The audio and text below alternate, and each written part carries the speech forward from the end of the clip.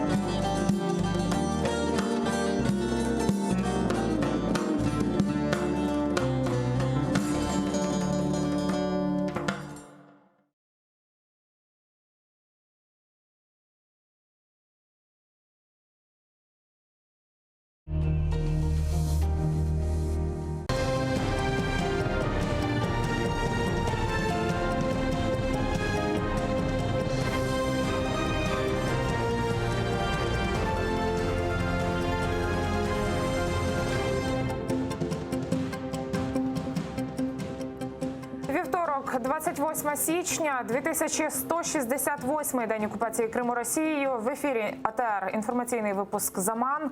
Я Оксана Дворецька. Вітаю вас.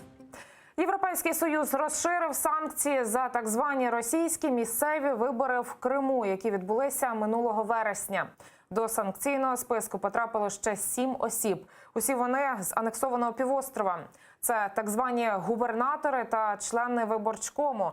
Зокрема, у чорному списку опинилися окупаційний голова Ради міністрів Криму Юрій Гоцанюк, так званий тимчасовий виконувач обов'язків губернатора Севастополя Михайло Розважаєв і так звана заступниця голови законодавчих зборів Севастополя Катерина Алтабаєва. Усім їм відтепер заборонено в'їзд до Євросоюзу, а їхні активи у ЄС заморожено. Рішення оприлюднять в офіційному журналі ЄС, після чого те набуде чинності. Загалом у санкційному списку через анексію Криму нині перебувають 177 осіб та 44 організації. Єдинорос Ігор Кучерявий визнав, що причетний до захоплення Росією українського Криму, але суд закрив справу проти нього. У прокуратурі Автономної Республіки Крим пояснюють, зробити це довелося, бо сплив термін давності вчиненого злочину. Нині Ігор Кучерявий, який під час анексії півострова був членом так званої самооборони Севастополя, перебуває у Херсоні. Принаймні про таке повідомив його адвокат Ігор Мокін. Чи повертатиметься його підзахисний в окупований Крим, він не знає. Але зараз зробити це йому вже нічого не заважає. Посіпаку російських окупантів, члена партії «Єдина Росія» Ігоря Кучерявого затримали українські прикордонники на адмінмежі з окупованим Кримом. На материк він приїхав торік на початку грудня, аби отримати український закордонний паспорт. Скажіть, будь ласка, чи зрозуміло вам, в чому ви загалом обвинувачуєтесь? Ви обвинувальний акт отримали, так? Чи роз'яснено вам захисником, і, зокрема, я вам роз'яснюю, що це не є реабілітуючою підставою? Тобто ви можете в судовому засіданні доводити свою винуватість, якщо ви вважаєте себе невинуватим. І ваша взагалі позиція до висновку обвинувачення яка? Ви знаєте себе обвинуватим чи ні? Визнаєте в повному обсязі все, що викладено в обвинувальному акті, так? Хоче повернутися у професію і опублікувати книгу про рідне село. Про свої плани нам розповів журналіст Микола Семена. Сьогодні окупаційний суд Сімферополя зняв з нього фейкову російську судимість і заборону писати. Однак із окупованого Криму Микола Семена поки не виїжджатиме. Його прізвище все ще у списку тих, кого Росія вважає терористами. Журналіст пригадує, хоч його ув'язнення було умовним, він постійно перебував під пильним контролем окупаційних силовиків. Вони двічі на місяць навідувалися до нього додому, перевіряли записи і щоразу питали про нього у сусідів. Кримського журналіста Миколу Семену, нагадаю, окупанти звинуватили у публічних закликах до порушення територіальної цілісності Росії. І 22 вересня 2017 року окупаційний суд Сімферополя засудив журналіста до 2,5 років умовно із випробувальним терміном на 3 роки і забороною займатися публічною діяльністю. До мене приходили додому перевіряючі комісії щокварталу, значить, які перевіряли, як я живу, чим я займаюся, і які розмовляли з сусідами, питали в них, чи я не алкоголік, чи я не вживаю наркотики, чи я не вожуся, значить, із антисоціальними елементами, значить, і таке інше, наскільки я благонадійний. Я планую якимсь чином повернутися в інформаційну сферу. У мене є багато задумок, багато напрацювань, значить, і таке інше. Я думаю, що мені вдасться не то, щоб повернутися в журналістику, а продовжити працювати за своєю професією. Виживання кримських політв'язнів за ґратами в російських тюрмах – це головна тема вже традиційної зустрічі об'єднання «Кримська солідарність». На неї зібралися адвокати, правозахисники та родичі бранців. Ледь не єдина хороша новина – звільнення з російських ґратів Рустема Ваїтова і Нурі Прімова. Вони 5 років відсиділи у колонії за надуманими звинуваченнями в тероризмі. Ну а в застінках окупантів досі залишаються ще понад 100 кримчан. Привітали після 5 років у неволі. На щомісячній зустрічі Кримської солідарності згадали про 2 звільнених політбранців кримських татар з Севастополя Рустема Ваїтова і Нурі Прімова. Днями сплив 5-річний термін їх ув'язнення. 2015 року російські окупанти безпідставно звинуватили їх в тероризмі і запроторили до російської колонії. Триматися у російських застінках їм допомогла підтримка співвітчизників. Їм писали листи і молилися за їхнє повернення.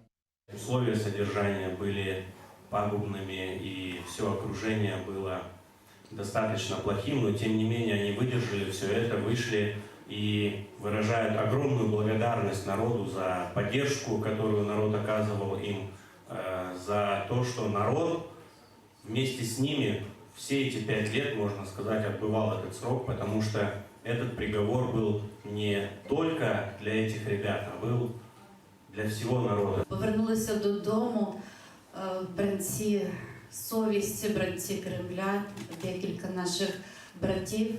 І я вітаю їх самих, вітаю їх родини і вітаю Джемат з цією подією. Ще хочу додати, що віримо, що врешті-решт всі бранці Кремля повернуться додому, в Криму будуть мир та злагода. А от мати тяжкохворого бранця і багатодітного батька Айдера Джапарова обурюються. Її син ледь животіє в російських застінках, а винен він лише в тому, що кримський татарин і мусульманин. Прожив всю осознательную жизнь мусульманом, мой сын за секунду превратился в террориста. Мой сын, наоборот, напротив, всегда много работал, чтобы заработать себе на кусок хлеба. Соседей, всех людей, знакомых, ездил, узнавал, у кого похороны, у кого свадьбы, всегда ездил и помогал. А его назвали террористом. Окупанти не зважають ні на погане здоров'я, ні на родини, які лишились без годувальників. Жертвами російських репресій стають всі, хто насмілиться заявити про свою незгоду з режимом, каже адвокат Еміль Корбідінов. Преследуется весь народ и преследуются те, кто говорит вслух, те, кто не боится сказать вслух.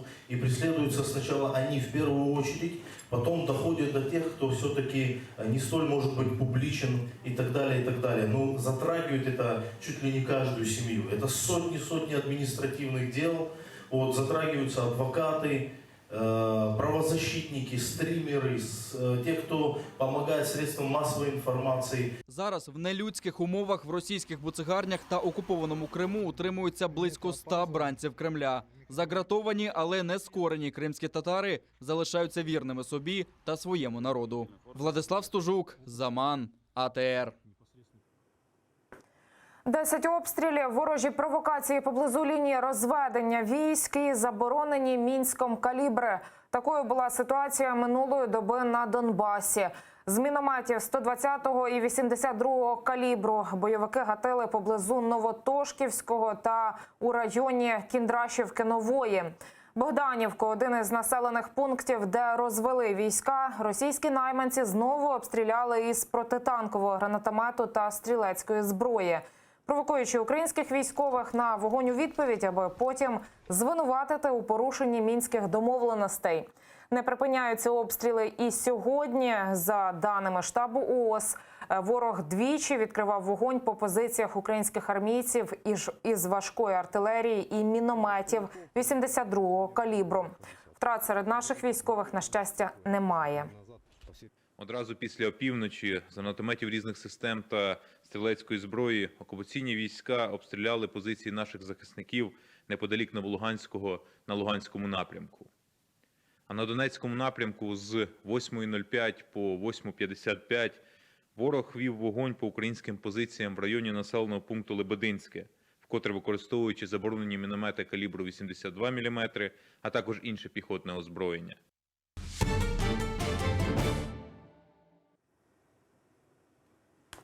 Новий землетрус у Туреччині. Тепер трусило захід країни. Підземні поштовхи магнітудою 4,8 зафіксовані у провінції Маніса. Епіцентр землетрусу пролягав на глибині близько 7 кілометрів. Поки що інформації про жертв чи руйнування не надходило. Нагадаю, потужний землетрус магнітудою 6,8, а потім ще серія більш дрібних поштовхів обрушилися на країну 24 січня. Трапилося це у провінції Елязиг, це схід Туреччини. Тоді загинула 41 людина, а більше 1000 із травмами опинилися у лікарні.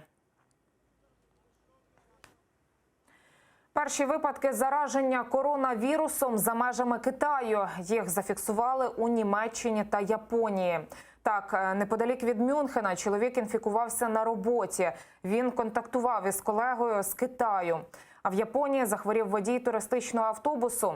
Найпевніше, він заразився від туристів. Тим часом у самому Китаї повідомили, вірус починає все швидше розповсюджуватися. Кількість хворих вже перевищила 4,5 тисячі людей. За кордоном поки що не було жодного смертельного випадку, а ось у самому Китаї жертвами коронавірусу стали вже 106 людей. Багато країн нині проводять евакуацію своїх громадян із Піднебесної.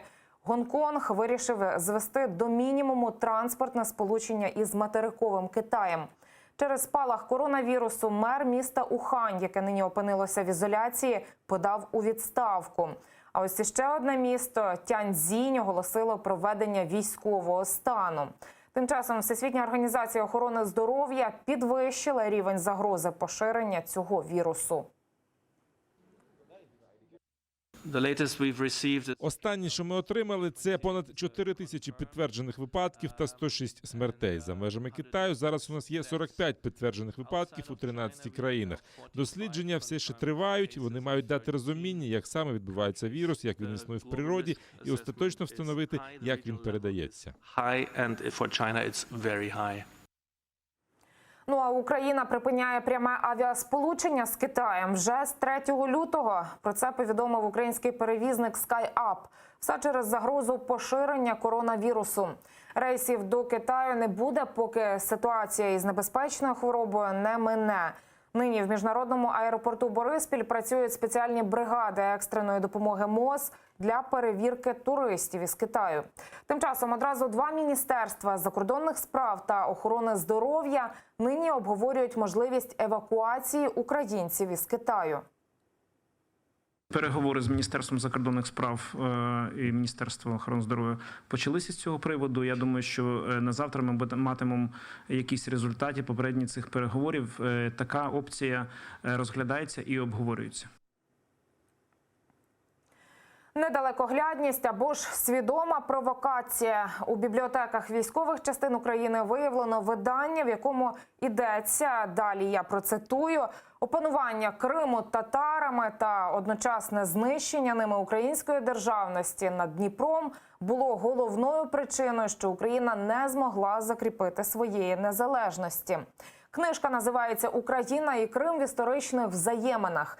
Її вперше було видано у Лондоні у 1983 році. Автор Сергій Мельник. В Україні цю книгу несподівано перевидали вже у 2015 році, тобто після анексії Криму та на другому році війни з Росією. Більше того, перевидавали за державний кошт на замовлення Держкомітету з телебачення та радіомовлення. І у спеціальній рубриці «Бібліотечка українського воїна». 8 тисяч екземплярів доправили по всіх військових частинах. Таким чином, вважає журналіст і ведучий телеканалу АТР Айдер Муждабаєв, серед військових формується образ ворога не у вигляді російських окупантів, а в образі корінного народу України. На думку Муждабаєва, ця книжка спрямована на розпалювання міжнаціональної ворожнечі між українцями та кримськими татарами. Тож це видання необхідно вилучити з обігу. Нечто подобное про крымских татар я читал только в советской литературе, исторической, так называемой, которая выставляла крымских татар всю жизнь врагами, людьми, которые хотят во благо Турции отвоевать Крым у Советского Союза. И мы хотим знать, кто принимал решение о выделении средств. Мы требуем, что ее нужно изъять из библиотек военных. На цьому я ставлю крапку. Менш ніж за годину Шевкет Наматулаєв розкаже новини кримсько-татарською. Я вам дякую за увагу. Залишайтеся з АТР.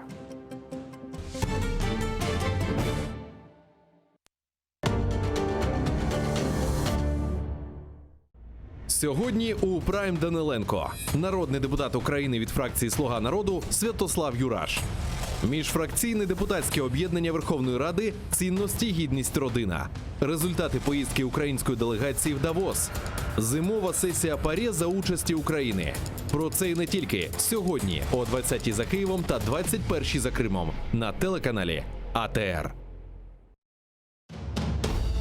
Успешные реформы, преобразование страны, завоевание и установление контроля над территориями Великой Орды – все это было в правлении Сахиба Гирая I. Однако такая бурная деятельность не нравилась его недругам. Как закончилось правление великого хана с именем, которого связано начало Золотого века Крымского ханства? В 1551 году в Бахчисарай пришло известие о бунте черкесских князей. Поэтому в то время, как принц Девлет-Гирай покинул Османскую империю, крымскому хану пришлось отправиться в Кабарду. Смотрите в программе «Алтын-Девир» в цикле «История династии Гираев». В эту субботу, 1 февраля, в 16:35 по киевскому и в 17:35 по крымскому времени на телеканале АТР. Сахиб Гирай I, хан-основатель столицы. Часть 5. Бүгін ратлық күнлері демек, яқын инсанларымыздың сабаны лезетлі қаве иле, bizim aile programması ile ve Kırım boyunca kesintiyle başlamak için güzel bir sebeptir. Bugün bizler Kuru Özem'e yol alamız. 13 yaşındaydım, bana bir tuş geldi. Tuşta, bilmeyeyim, ses mi, bir şey mi pencerenin ardında bana birinci şiirimi ayttı. Ah benim Kırım'ım, ağırta yüreğim. Men seni kurtarmasam, kurtarır endi kim? Kırım kızı olsan, eline bir kılıç, duracan kırının üstünde, yokla yerim tınç. Men isteyim, ölen şey yazmağa, Kırım Tatar edebiyatını bütün dünya bilsin dep, ölen arzum var. Soğuk Kırım, baş yazısı Kırım, baht içinde kaygı olgan yerim, penceresiz hapishane evim. Nefes almak mümkün değil vakit. Neden sevem seni? Neden sevem? Eğer halkımız birlik olsa, her bir şey yaxşı olur. Bizim halk vatana qaytqаны, o da birlikten bağlıqdır. Bizim halk bilgili olmak gerek, okumuşlu olmak gerek.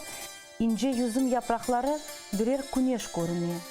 Ömrümün dahaları, tohtay, em yanıdan kete. Sarı otlar arasına Hırmızxanı giberem. Аллахының дүниясында эршеймана. 75 лет назад Крым оказался в эпицентре события мирового значения. С 4 по 11 февраля 1945 года проходила конференция глав держав союзников антигитлеровской коалиции во Второй мировой войне. Председателя правительства СССР Иосифа Сталина, президента США Франклина Делано Рузвельта и премьер-министра Великобритании Уинстона Черчилля. Именно тогда в Крыму на долгие десятилетия решались судьбы всего человечества. Ялтинская конференция 1945 года. Решения, итоги, последствия. Смотрите в воскресенье, 2 февраля, в 17:30 по Киеву и в 18:30 по Крыму. В программе «Тарих Седасы» с Гульнарой Бекировой на телеканале АТР.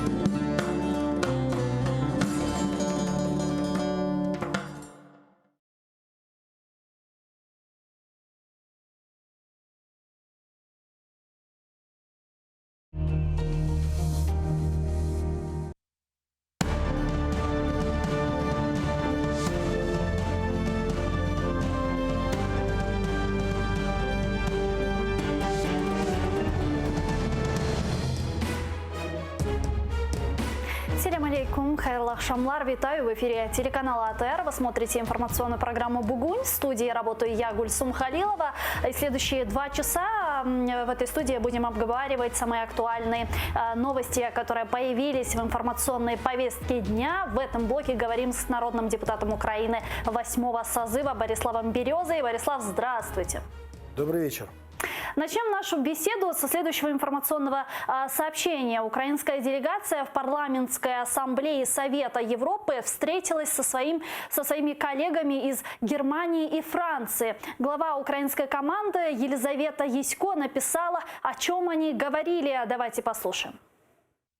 Вчора українська делегація мала плідні зустрічі з колегами з Німеччини та Франції. Німеччина та Франція є важливими партнерами України у нашій меті досягнути мир в Україні. Ми обмінялися думками щодо діяльності ПАРЄ та обговорили ситуацію в Україні в контексті російської агресії проти нашої країни. Борислав, какая сейчас задача украинской делегации в парламентской ассамблее Совета Европы? Как вам видится сейчас наша работа там, учитывая, что с 2015 года впервые полноценно в ней участвуют и украинская, и российские делегации? Я начну с того, что именно делегации Франции и Германии были теми ледоколами, которые добились изменения регламента парламентской ассамблеи и возвращения Российской Федерации. Более того, насколько мне известно из общения с своими коллегами, которые были в прошлом созыве и сейчас находятся в парламентской ассамблее, именно докладчиком по России, по ее нарушениям будет немецкий депутат. Соответственно, ждать чего-то позитивного со стороны Германии, которая сейчас лоббирует все российские интересы, увы, не приходится. Только когда будут откровенно токсичные вопросы, например, Крым, или когда вопрос Донбасса, тогда, да, немцы будут поддерживать Украину. Во всех остальных случаях я бы не сильно рассчитывал на их поддержку. Теперь то, что касается задач, которые стоят перед украинской делегацией. В первую очередь, конечно же, необходимо восстановить свои позиции. Благодаря не очень компетентным действиям украинской власти мы потеряли все позиции представительства в парламентской ассамблее. Мы потеряли свою квоту в Венецианской комиссии, мы потеряли украинскую квоту в комиссии Грека, мы потеряли представительство в Юрком. Коми, сейчас восстановили 2 позиции. Мы потеряли представительство везде. И на сегодняшний день пока восстановление, ну, скажем так, более-менее, но до старого уровня не дошли. Как это произошло? Все очень просто. Благодаря тому, что руководство страны не захотело взаимодействовать со старой делегацией, через, скажем так, определенные маневры старую делегацию лишили полномочий. И это произошло фактически при поддержке современного руководства парламента и Украины. Но новая делегация не зашла, не получила полномочия и не смогла перенять те квоты, которые были ранее.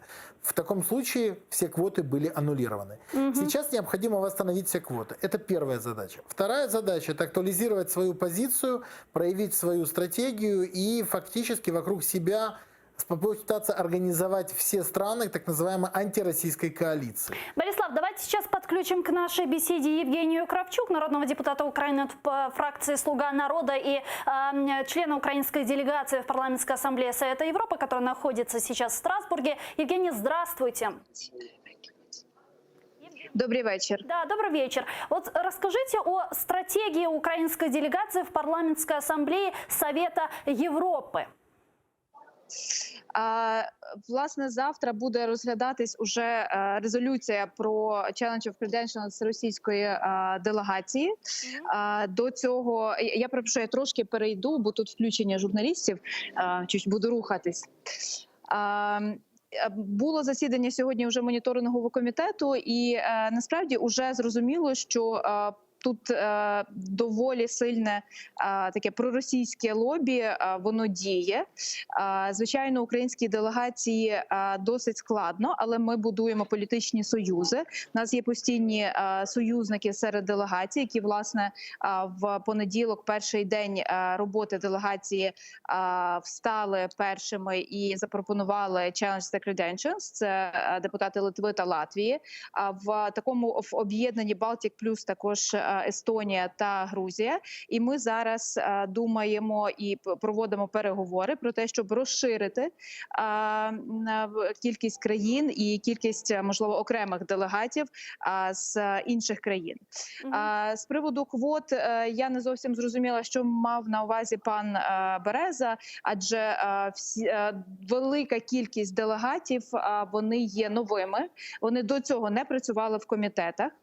Для того, щоб отримати якісь керівні посади в комітетах, потрібно пропрацювати хоча б рік, тому через рік ми будемо претендувати на певні комітети. І, звичайно, ми налаштовані серйозно працювати також в політичних групах, бо політичні групи делегують своїх представників в ряд комітетів, які дуже важливі. Евгения, можно я отвечу? Да, конечно, Борислав, вы можете именно про это я и говорил, госпожа Кравчук. Именно о том я говорил, что надо было работать с группами, изначально работать. И нужно было все-таки договариваться о квотах, которые бы предоставляли группы в обмен на свою позицию или свое представительство. Сейчас это сделать крайне тяжело, потому что фактически уже все поделено. Кроме того, если бы вы осенью зашли, то вы могли бы тогда предлагать группам определенные позиции. Ну вот как, например, сейчас обещали консерваторам, что зайдут с них гораздо больше, а из новых зашли только 3 человека. Консерваторы ждали большего и могли предложить вам тоже в должность вице-президента от своей позиции, от своей группы. Кроме того, есть и другие переговорные позиции, как можно получить ту или иную должность для того, чтобы сохранить квотное представление Украины в комиссиях. Но для этого нужно, наверное, было работать заранее. Кроме того, когда вы сказали, что там очень сильная представительство России, я с вами согласен на 100%. К сожалению, большое количество людей представляют интересы России не публично, но отстаивая ее интересы. Все это мы могли бы вам рассказать заранее, если бы вы готовились, и если бы вы воспользовались, скажем так, опытом и знаниями. И если бы в Риге в сентябре месяце представители парламента не поступили бы так, как они поступили, и фактически раскололи антироссийскую коалицию. К тому же вы забыли упомянуть Польшу, которая постоянно отстаивает интересы Украины и является нашим надежным партнером. Поэтому не теряйте с ними взаимосвязи и взаимодействуйте. И последнее. Это очень важно. Власне, Работать польська нужно в делегація кулуарах. підтримала. Работать Можна, нужно будь в ласка? кулуарах, а не Дайте, только узнавать на комитете о том, что там работает пророссийское лобби. Я понимаю, что вы к этому не привыкли, но готовиться нужно заранее. Евгения, да, давайте дадим возможность Евгении ответить. Ви знаєте, я просто я напевно пана Борислава просто зараз дуже багато вільного часу, тому він має можливість ходити і говорити на ефірах.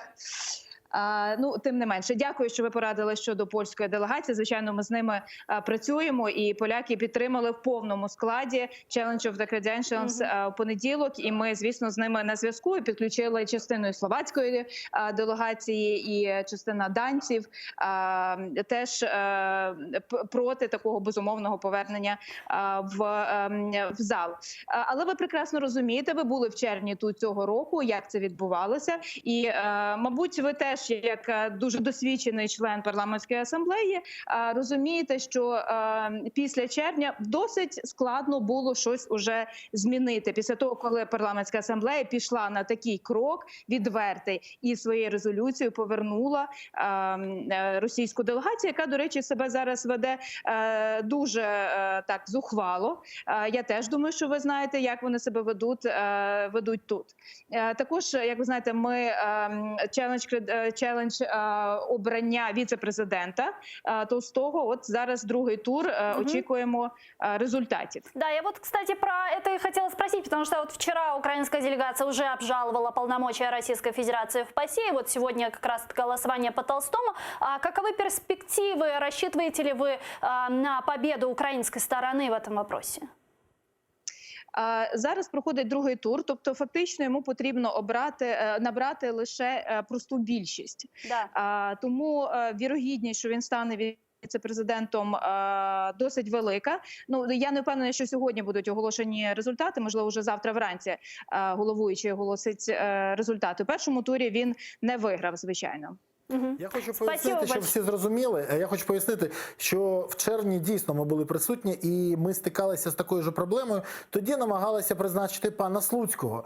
Завдяки злагодженим діям ми знесли пана Слуцького і він не став віце-президентом парламентської асамблеї.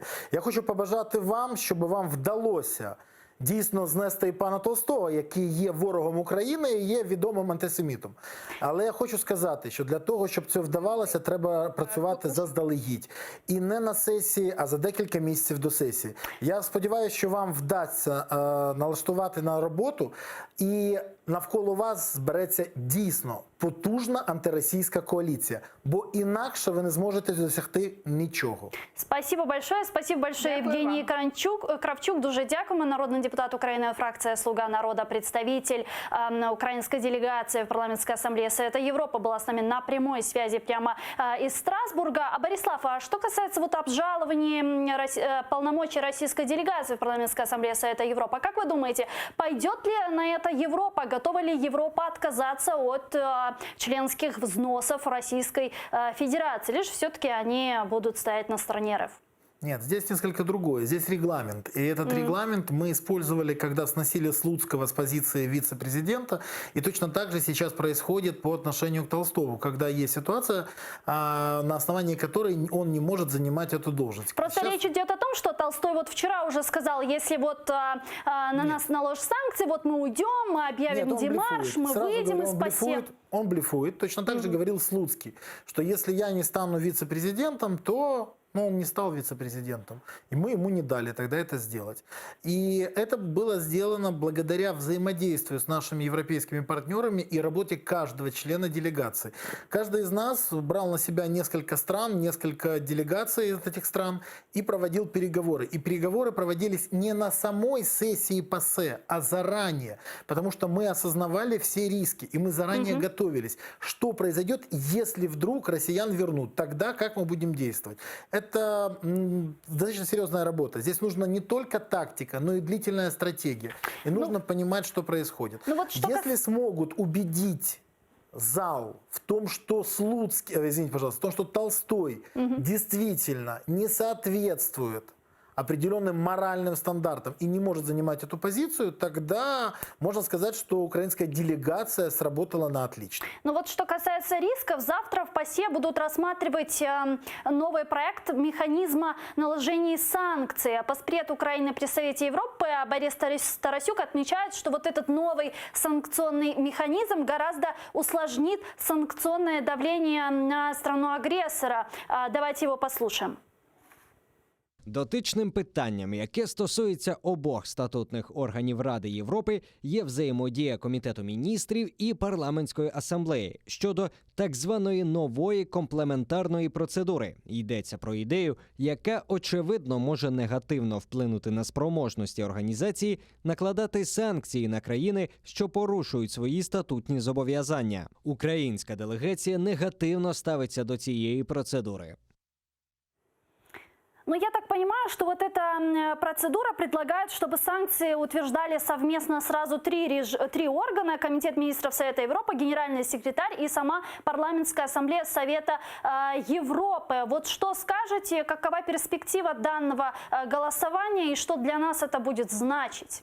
Смотрите, давайте говорить откровенно. Давайте. То, что происходит сейчас, это фактически попытка создать невозможные условия для наложения санкций на любую делегацию.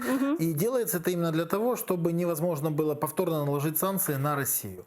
А для этого фактически сейчас мобилизируются все силы. Настолько, что даже с четверга на среду перенесли рассмотрение этого вопроса в связи с тем, что обратился Толстой и Слуцкий к парламентской ассамблее о том, что улетает большая часть делегации и не смогут потом присутствовать. Фактически они говорят о том, что их сателлиты и партнеры не смогут поддержать. И парламентская ассамблея принимает решение о том, что перенести рассмотрение этого вопроса на среду. На сегодняшний день парламентская ассамблея явно не симпатизирует Украине. Причина – это множественные вопросы. Потому что здесь и то, что все говорят, смотрите, Украина уже вошла в переговоры с Россией. И в том, что Украина изменила риторику свою и так далее. Мы, к сожалению, видим причинно-следственную связь. Мы видим, как одни действия влияют на другие. Поэтому большая опасность принятия этого решения. Поэтому сейчас самая главная задача – это ослабить это решение правками и добиться все-таки максимального облегчения наложения санкций на любую делегацию. Иначе наложить санкции на Россию будет просто невозможно. Ну, пока парламентская ассамблея пытается сделать невозможным наложение санкций, Европейский Союз расширил все-таки санкционный список за подрыв территориальной целостности Украины. Об этом сообщил журналист Рикард Йозвик. Давайте его послушаем. Міністри Європейського Союзу вирішили ввести 7 людей під режим санкцій щодо осіб, організацій, відповідальних за підрив територіальної цілісності України. Усі вони пов'язані з Севастополем і Кримом, а також з російськими виборами, які пройшли там у вересні. Список тепер містить 177 осіб і 44 організації. Ну вот такая новость. Плюс 7 человек, теперь 177 персональных санкций и против 177 и 40 организаций. Ну все же, 177 человек и 40 организаций. Немало ли вообще количество? И Европа, и Соединенные Штаты Америки накладывают санкции на основании каких-то документов, которые подаются, и на основании анализа информации. Меня беспокоит несколько другое. Меня беспокоит то, что изменяется позиция по России и у Европы. То, что сейчас мы видим, это расширение санкций на тех персоналей, которые были ранее поданы. Более того, я пока не вижу, чтобы внесли санкции, например, на Пригожина, который участвовал в убийцах украинцев на Донбассе, или чтобы внесли еще достаточно большое количество людей, которые фактически являются преступниками, нарушили законы Украины и участвовали либо в аннексии Крыма, либо в оккупации Донбасса. Сейчас власть не очень активно занимается этим. А это зря, это большая ошибка, потому что, создавая такие точки давления, можно влиять на принятие решения нужных Украине со стороны Российской Федерации. А насколько вообще вот эти, плюс эти персональные санкции, вообще санкции по Крыму сегодня эффективны, по-вашему, как вы оцениваете? Санкции в любом случае эффективны, они создают когда дискомфорт. мы почувствуем тогда этот результат? Смотрите, это длительный процесс. На сегодняшний день Россия добивается снятия санкций. Вы же понимаете, что если бы эти санкции были безвредны, то они бы их игнорировали. А на сегодняшний день они и публично, и не публично, кулуарно договариваются о снятии. И если Украина и далее будет показывать свою безвольную позицию, то санкции могут снять. Для того, чтобы это не произошло, Украина должна более жестко проводить свою политику и изменить риторику. Риторика должна поменяться. Сейчас опять появляется какое-то недопонимание. Достаточно часто европейские политики говорят: ну вы же в переговорном процессе, если вы не накладываете никакие санкции, если вы смягчаете, отводите войска, то почему мы должны страдать? И когда мы говорим о том, что, ну как же, санкции наложены за оккупацию, за аннексию Крыма, то тогда нас спрашивают, а почему украинская власть во всех переговорах не поднимает вопрос Крыма? И это достаточно часто звучит от европейских и американских политиков. То есть я так понимаю, что сейчас задачей украинских дипломатов это является сдерживание существующего уже санкционного режима, предотвратить ослабление этих санкций. А что делать в направлении усиливания санкций? Для того, чтобы усилить санкции, нужно показать свою позицию. Нужно как минимум везде озвучивать Крым. Нужно, чтобы в парламентской ассамблее звучал Крым, чтобы в Совете Европы звучал Крым, чтобы в ООН звучал Крым, чтобы Крым и Донбасс, убийства украинцев на Донбассе звучали регулярно. Чтобы до тех пор, пока это создает жесткий дискомфорт для России, до тех пор это будет актуальным. А на сегодняшний день, к сожалению, это очень редко звучит. И пока не поменяется риторика со стороны украинской власти, мы не увидим ужесточения санкций по России. Единственное, я могу сказать, что обратите внимание, когда Соединенные Штаты захотели, они подключили достаточно мощные ресурсы, внесли санкции по Nord Stream 2, Северному потоку 2.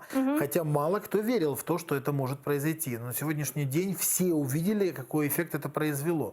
И тут надо не забывать, финансовые интересы достаточно часто мотивируют наших европейских и американских партнеров на более агрессивную политику в отношениях с Россией.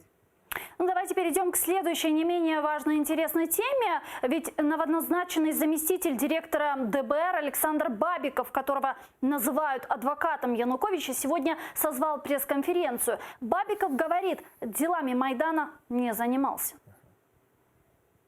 Я не представляв права і інтереси Януковича, тим паче в справах Майдану.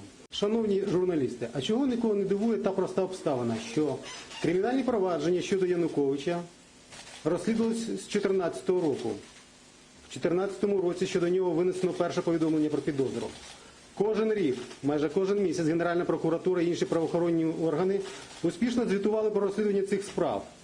З 16 чи до 17 року відбувається судовий розгляд кримінального провадження щодо нього в одному з судів міста Києва. Хтось із вас хоч раз протягом 14 до 20 року чув моє ім'я як адвоката, який надає йому правову допомогу? Вот так вот сказал Бабиков, а на своей странице в Facebook экс-генпрокурор Украины Луценко опубликовал орден на предоставление правовой помощи Януковичу, в которой, кстати, идет и проходит фамилия Бабикова. Получается, Бабиков врет, и вообще как вам назначение его на должность руководителя ДБР? Вот смотрите, у меня в руках фотография этого ордера. Да. Вот он. Здесь написано, что ордер на надання правової допомоги Януковичу Віктору Федоровичу від 21.02.2017 і адвокатом Бабикову Александру Петровичу. Получается, что врет.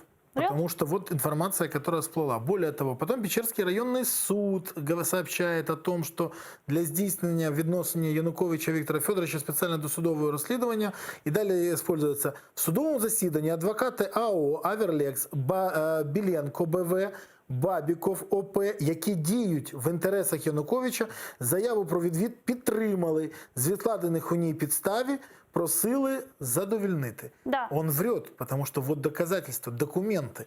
И вот у нас тогда вопрос. Получается, что один из руководителей ДБР врунишка, и получается, что доверия к ДБР нет? Но получается, что так. Потому что если есть документы, подтверждающие, что он обманывает, то скажите, пожалуйста, где еще он будет врать? В какие еще моменты? И какое доверие может быть к этому органу? Подозреваю, что это доверие было уничтожено сегодня благодаря этой пресс-конференции. Видимо, господин Бабиков не думал, что документы сохранятся. Или думал, что о них никто не узнает. Я не знаю, что его мотивировало. Назначение Бабикова на должность руководителя ДБР вызвало в обществе возмущение и так далее. Вот как вы думаете, и многие начали его назначение называть пророссийским реваншем. А вот вам как видится, его назначение есть пророссийский реванш или же все-таки нет? В его назначении есть стопроцентный конфликт интересов, потому что, получив информацию из одного источника, он пойдет в другой источник и использовать ее может. Тут есть нарушение как минимум нескольких морально-этических норм, в том числе и адвокатской тайны.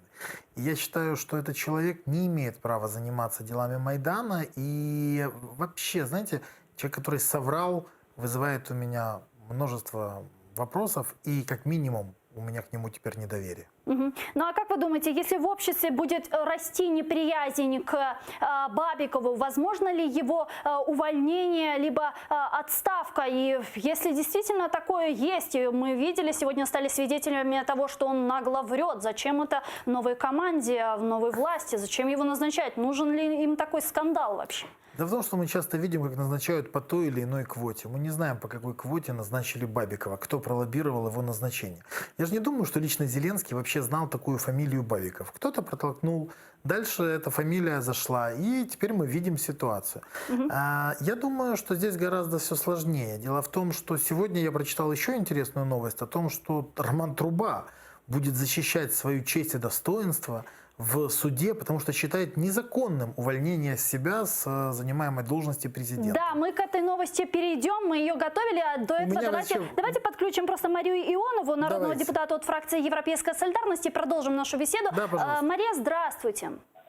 Добрый вечер. Да, добрый вечер. Мария, вы совсем недавно с другими вашими коллегами из Европейской солидарности отнесли письма семей Небесной Сотни в ДБР, где они требуют увольнения руководителя ДБР Бабикова. Вот что сейчас с этим? Вам ответили с ДБР, не ответили? Каковы ваши будут дальнейшие действия?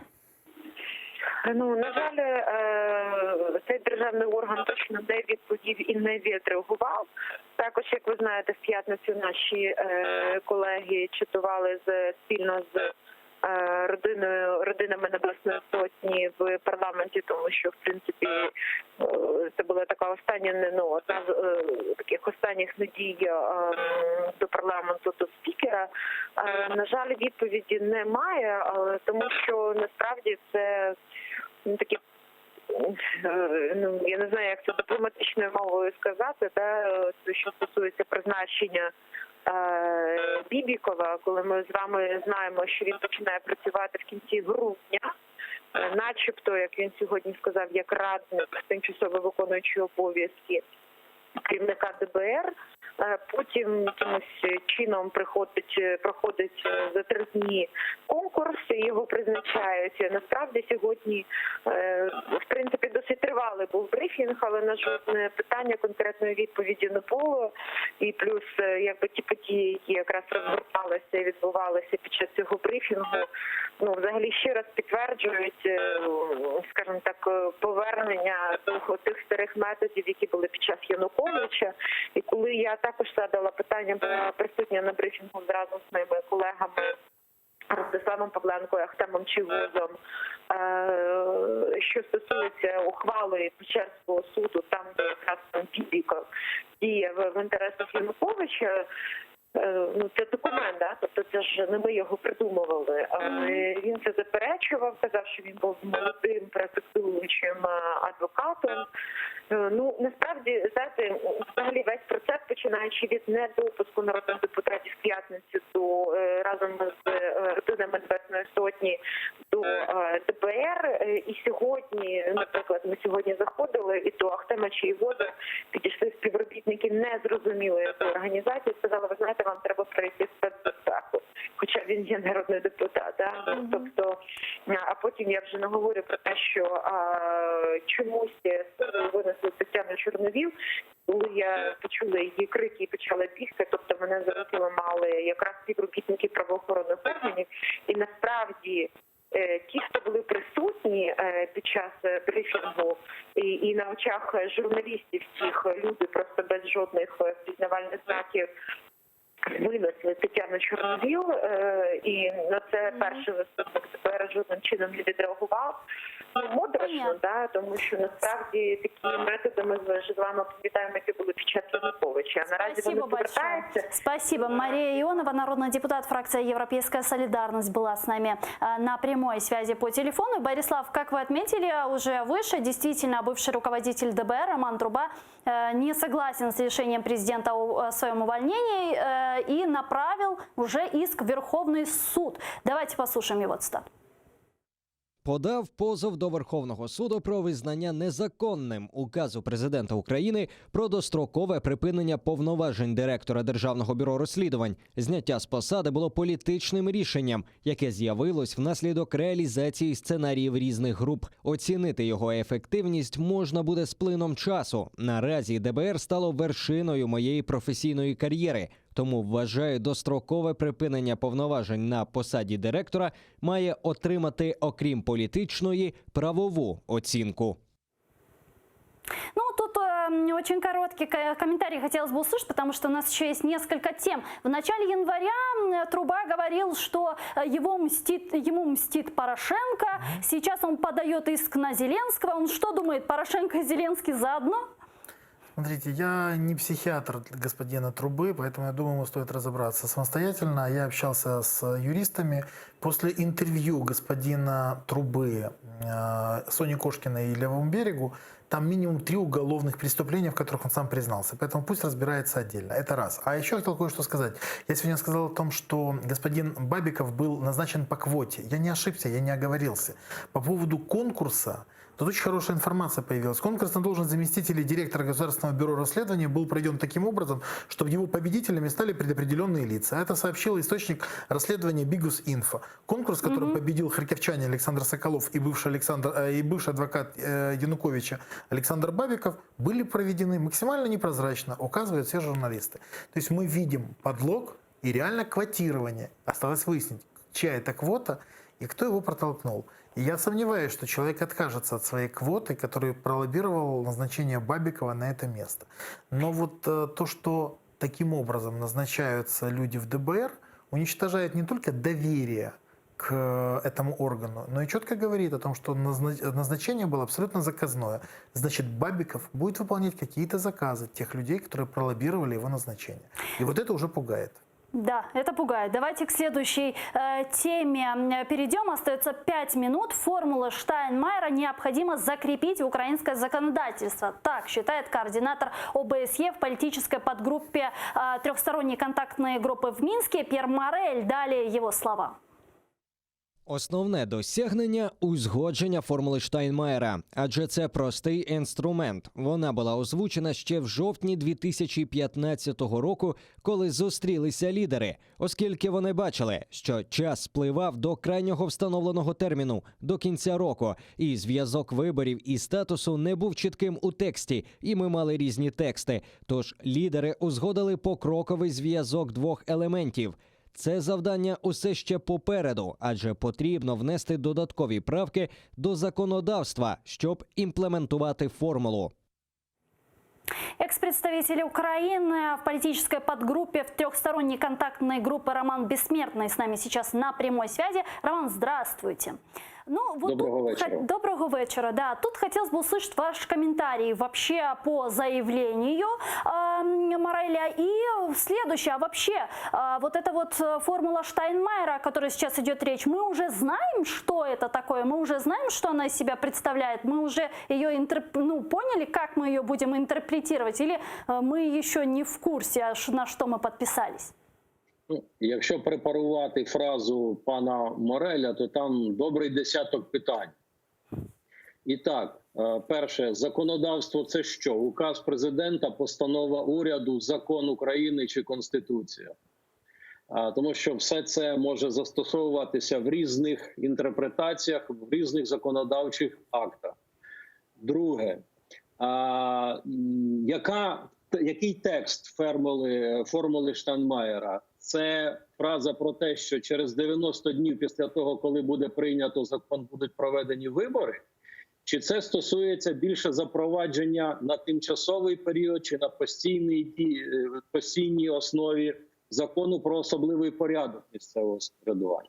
Далі мова йде про особливий статус чи особливий порядок, ну і так далі. Тобто насправді, якщо виходити із аналізу того, як зараз відбувається засідання в трьохсторонній групі в Мінську, а там в дуже цікавій формі останні засідання відбулись, у формі мовчання, то говорити про те, що щось визначено і на якісь питання сформовані відповіді, ну, м'яко кажучи, передчасно. З моєї точки зору, на сьогодні вже можна і потрібно навіть припинити розмови про якусь реінтеграцію, а доречно навіть говорити про існування якесь, не більше, не менше того, що називається трьохстороння контактна група, нормандський формат і так далі. Спасибо большое. Роман Бессмертный, экс-представитель Украины в политической подгруппе в трехсторонней контактной группе в Минске, был с нами на прямой связи. Борислав, вот буквально 30 секунд, 40 секунд до завершения нашего эфира. Ваш комментарий, вот действительно, что это такое и к чему сейчас, как воспринимать это заявление от представителя ОБСЕ? Я уже говорил, что изменилась риторика, и ОБСЕ, и другие европейские институции с удовольствием готовы переложить на наши плечи общение с Россией и сказать, что это уже наш диалог, а не диалог, в котором они принимают участие. Поэтому на сегодняшний день они пытаются все это минимизировать до уровня «примите закон в Конституцию и выполняйте его». Но Конституция – это не список каких-то там желаний или хотелок кого-то в Кремле или каких-то членов группы ОБСЕ. Это главный закон Украины, по которому мы живем. Поэтому под какие-то хотелки определенных личностей мы ничего переписывать не должны. Более того, мы должны четко осознавать, что мы можем менять законы в своих интересах, и не более. Дуже дякуємо. Борислав Береза, народний депутат України 8-го созыва, был с нами на протяжении эфира. Дуже дякуємо вам. А я вынуждена завершать этот блок буквально через 5 минут. Эфир телеканала АТР продолжает новости. Смотрите, не переключайтесь. А после в нашей студии будет лидер крымско-татарского народа Мустафа Джемилев. Куршкинч.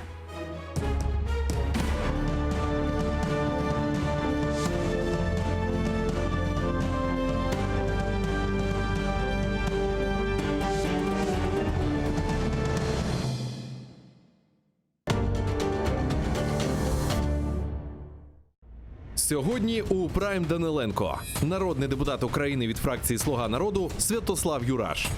Міжфракційне депутатське об'єднання Верховної Ради «Цінності, гідність, родина». Результати поїздки української делегації в Давос. Зимова сесія ПАРЄ за участі України. Про це і не тільки сьогодні о 20-й за Києвом та 21-й за Кримом на телеканалі АТР. Бүгін ратлық күнлері демек, яқын инсанларымыз не сабаны лезетлі қаве иле, бізім айле программасы иле ве Крым бойынша кезінті иле башламақ үшін güzel бір себептір. Бүгін біздер Құры өзенге yol аламыз. 13 yaşındaydım, bana bir tuş geldi. Tuşte, bilmeyeyim, ses mi, bir şey mi pencerenin артында bana birinci şiirimi ayttı. Ah menim Kırımım, ağırta yüregim. Men seni xutarmasam, xutarır endi kim? Kırım kızı olsan, eline bir kılıç, duracan kırının üstünde, yuhla yerim tınç. Men isteyim, ölenşi yazmağa, Kırım Tatar edebiyatını bütün dünya bilsin dep, ölen arzum var. Soğuk Kırım, baş yazısı Kırım, baxt içinde kaygı olgan yerim, penceresiz hapishane evim. Nefes almak mümkün değil vakit. Neden sevem seni? Neden sevem? Eğer halkımız birlik olsa, her bir şey yaxşı olur. Bizim halk vatana qaytqаны, o da birlikten bağlıqdır. Bizim halk bilgili olmak gerek, okumuşlu olmak gerek. İnce yüzüm yaprakları birer güneş görünüyor. Ömrümün dahaları, toxtay, em yanıdan kete. Sarı otlar arasına Kırmızıxanı giberem. Аллахының дүниясында эршеймана. 75 лет назад Крым оказался в эпицентре события мирового значения. С 4 по 11 февраля 1945 года проходила конференция глав держав союзников антигитлеровской коалиции во Второй мировой войне. Председателя правительства СССР Иосифа Сталина, президента США Франклина Делано Рузвельта и премьер-министра Великобритании Уинстона Черчилля. Именно тогда в Крыму на долгие десятилетия решались судьбы всего человечества. Ялтинская конференция 1945 года. Решения, итоги, последствия. Смотрите в воскресенье, 2 февраля, в 17:30 по Киеву и в 18:30 по Крыму. В программе «Тарих Седасы» с Гульнарой Бекировой на телеканале АТР.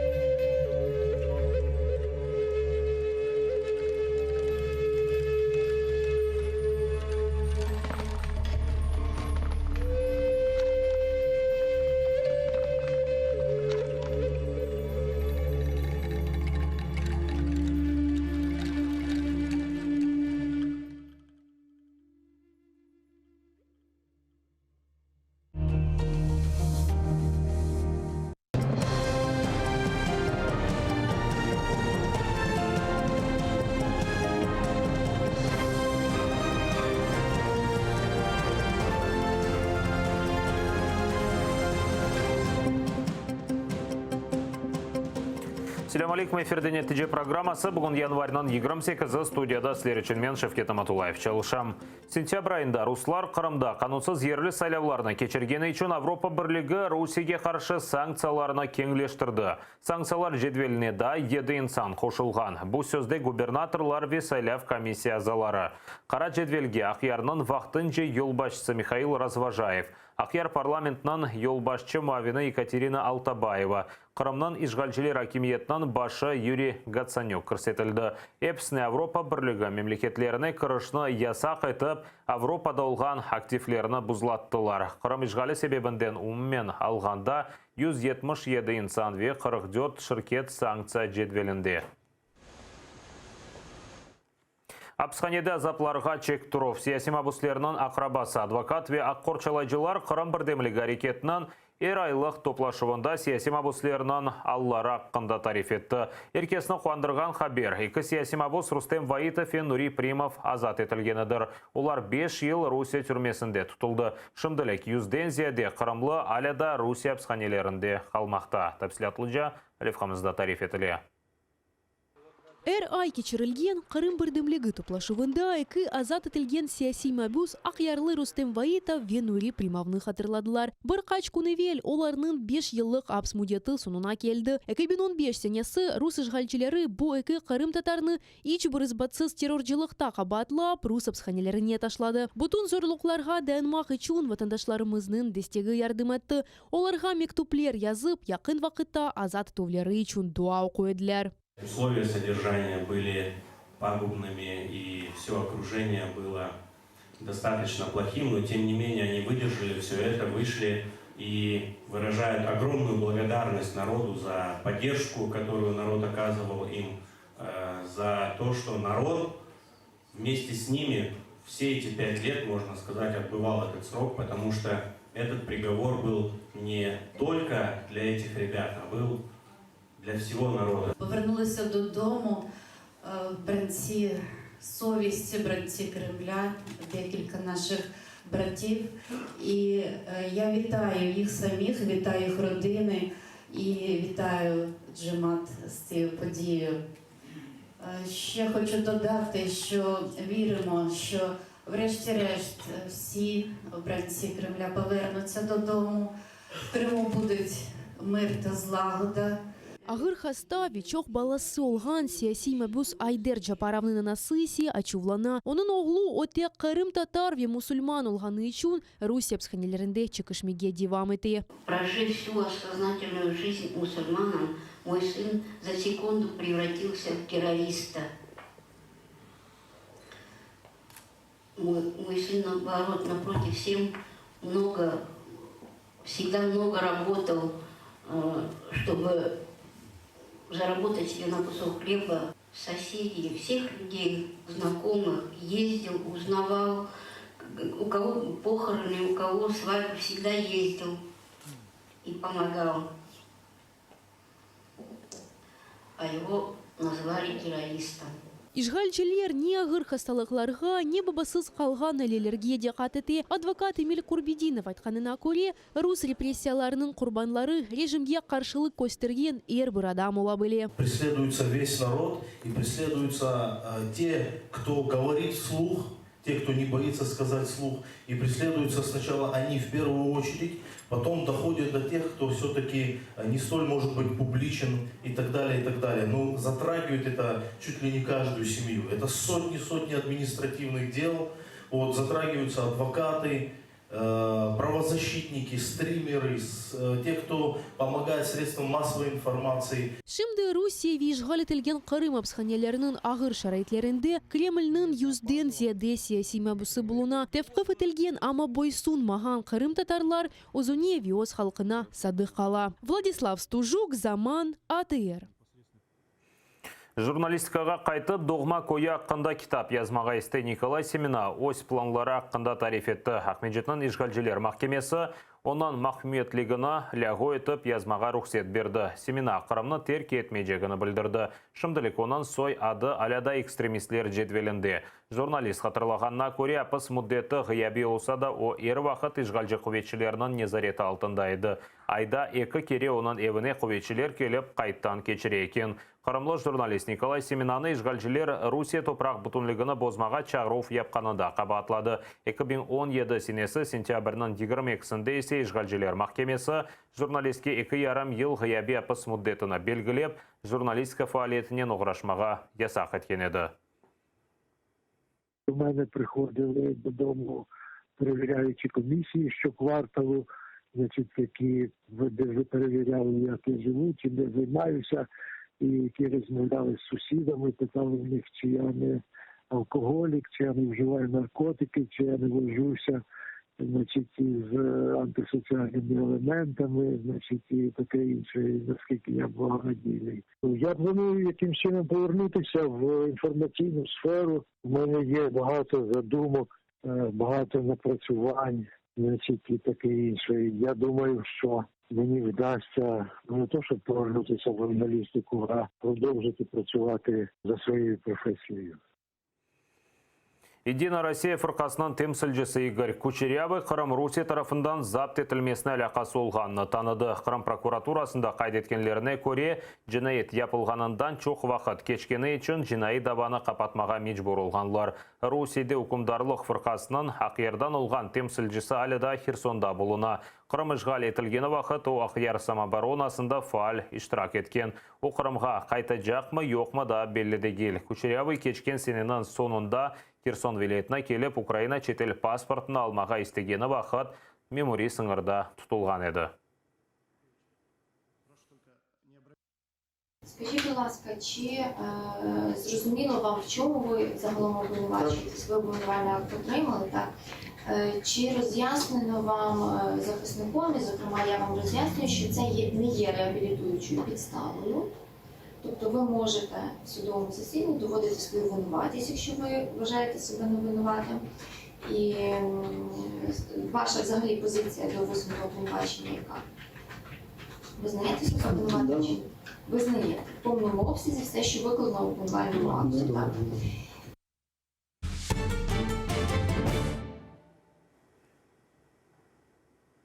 Басирет еда азырланган провокация Украина арби бөліклерінің китапханелеріне Украина и Крым в исторических взаимоотношениях китаплары тарқатылған. Анда есе татарлар Қырымны запт еткен сон, Днепр төпесінде олған украинлерінің девлетіні yok еткен сон, Украина девлет оларақ ойлет еткіленіп оламады деп қайдетілі.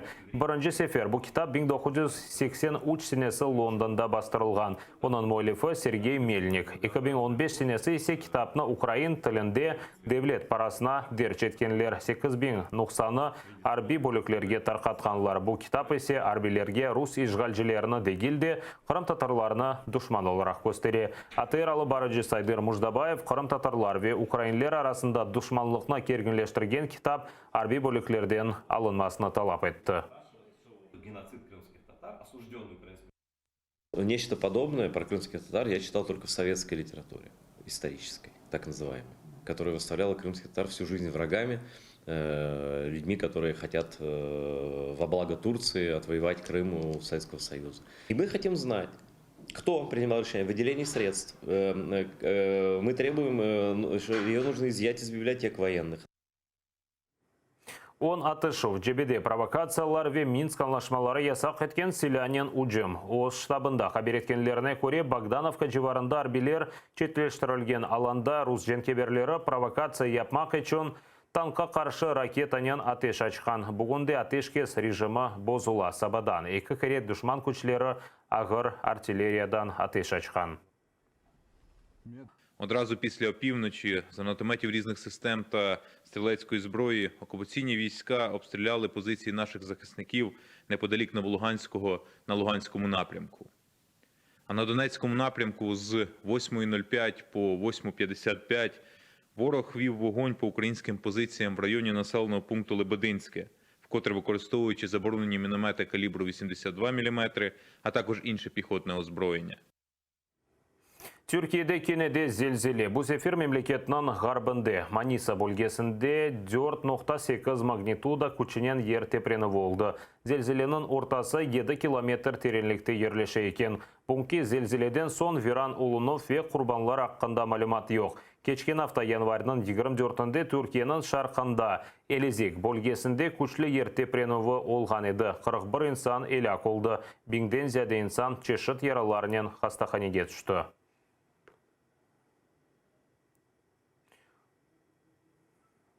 Қытай тышында да коронавирус тарқалы башланды. Телекелі хасталық Алмания ве Японияда да қайдетілген. Мюнхенде бір кіші Қытайдан қайтқан зенадашындан зерленген. Японияда есе туристик автобусынан айдапжысы хасталынған. Қытайда есе вирус инсанлар арасында пек тез тарқалы башлаганына білдірелер. Шымдылек 4,5 инсан хасталанғаны аққында айталар. 106 инсан коронавирустан елак олған. Бірчоқ мемлекет өз ватандашларына Қытайдан тахлиеті башлады. Вирус тарқалы башланған Ухань шерінен мэрі истифаға кетті. Да бір Қытай шерінде есе арби вазиет илан етілді. Дүния сағлық тешкілаты есе телеке севиесіні епарттырмақта.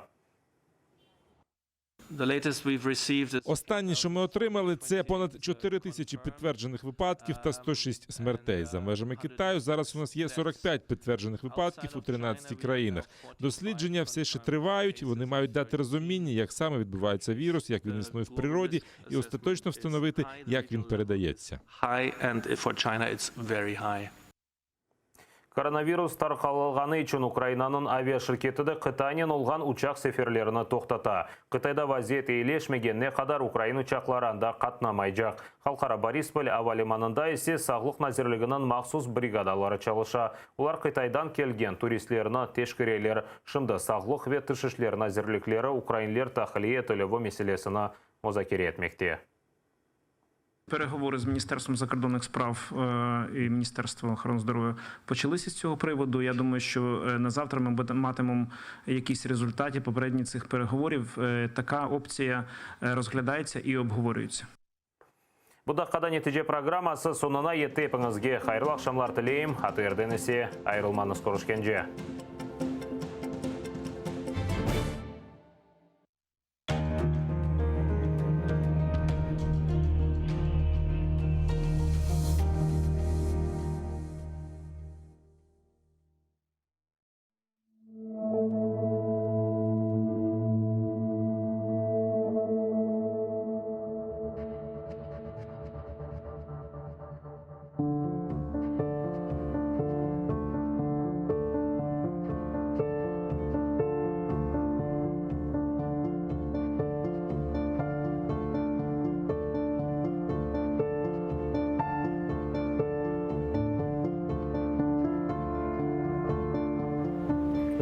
Yaprakları ayak astında.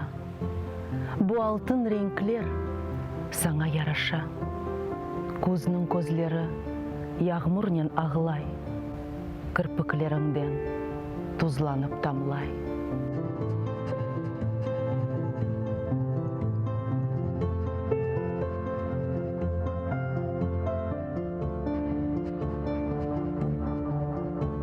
Ne ağlaysın sen?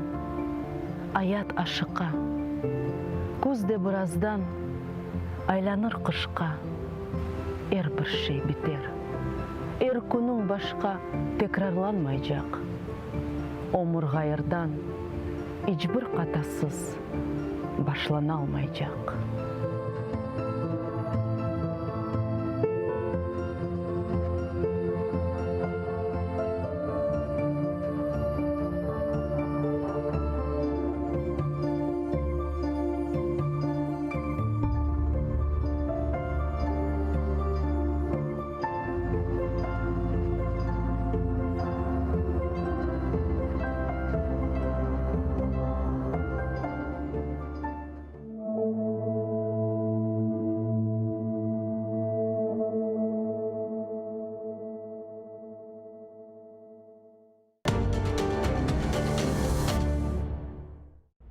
Сьогодні у Прайм Даниленко, народний депутат України від фракції «Слуга народу» Святослав Юраш.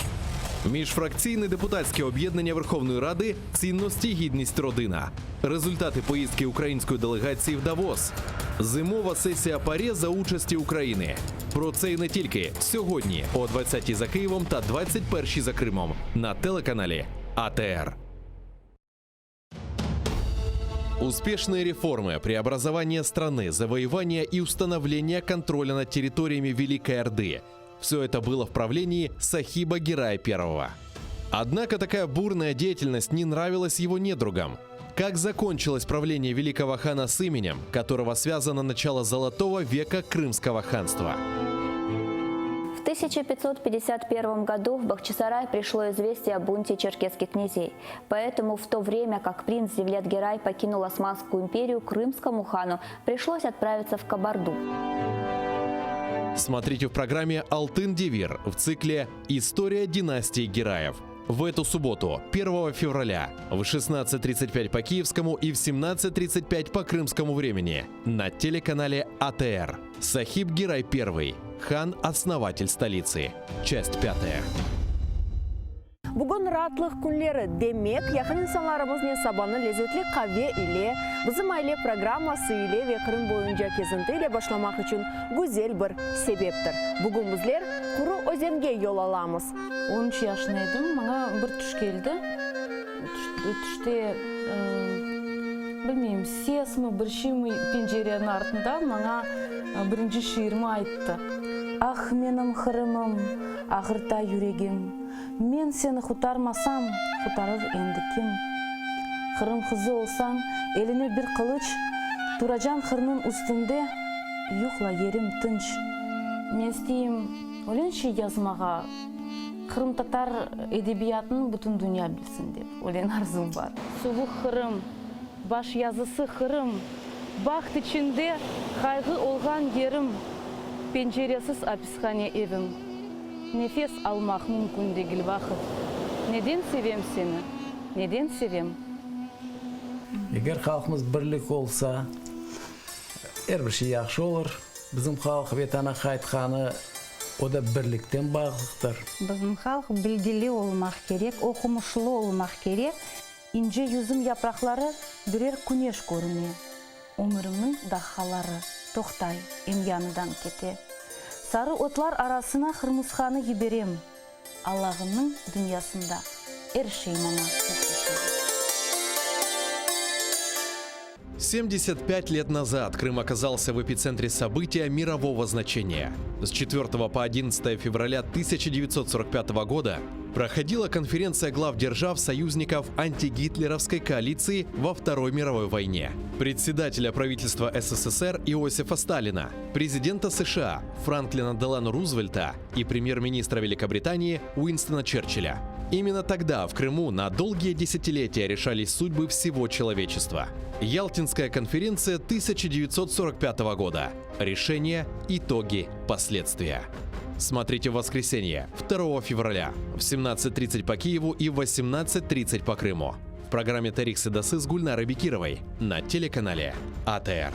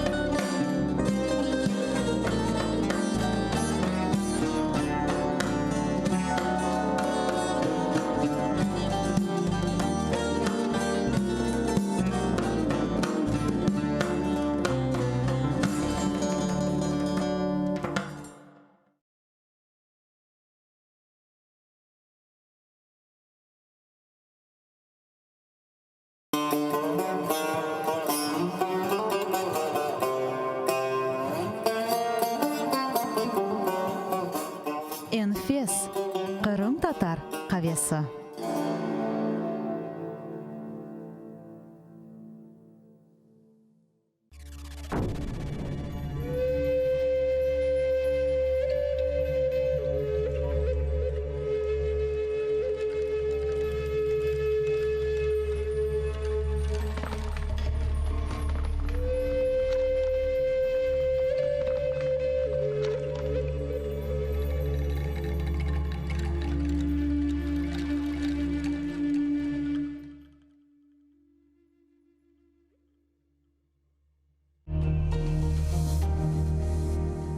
Він завжди дарує радість і надію. Він не знає, що таке втома. Він завжди працює без перерви. Він завжди черпав сили на своїй рідній землі в Криму. Але зараз йому дуже боляче. Окупація Криму поранила його, але не вбила. Зараз він залишився на самоті, без рідної землі і тримається з останніх сил. Але бореться. Бореться за Крим, за Україну, за наше майбутнє. Поддержи АТР. Откажись от 2 чашек кофе в месяц и пожертвуй эти деньги ему. Для нас это мелочь, но если так сделает каждый... Це дасть можливість кримськотатарському телебаченню жити і говорити про проблеми Криму. Підтримай.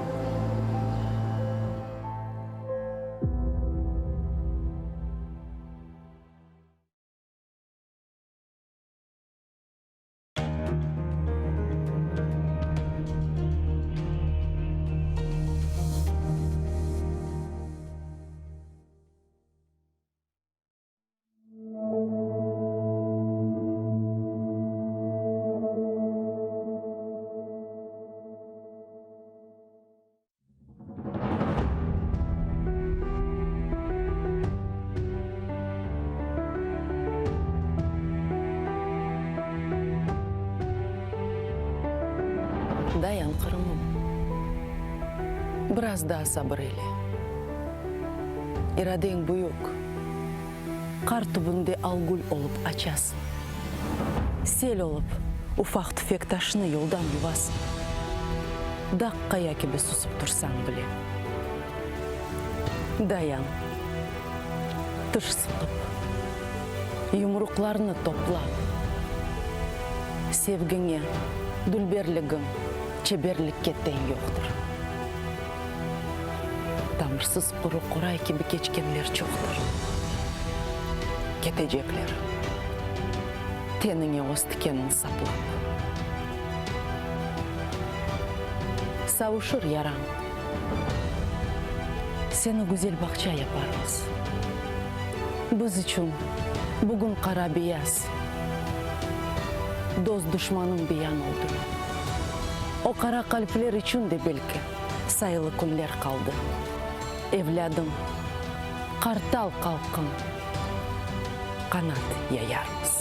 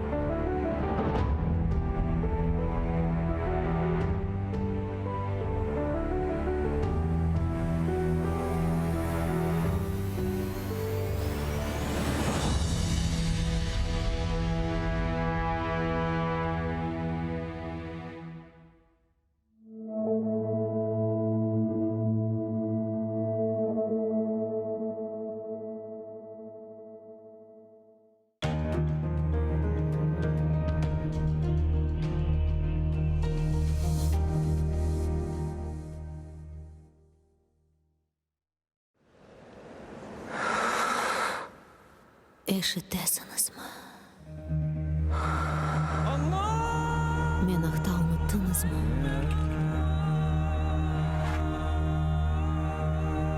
Мен мұнда.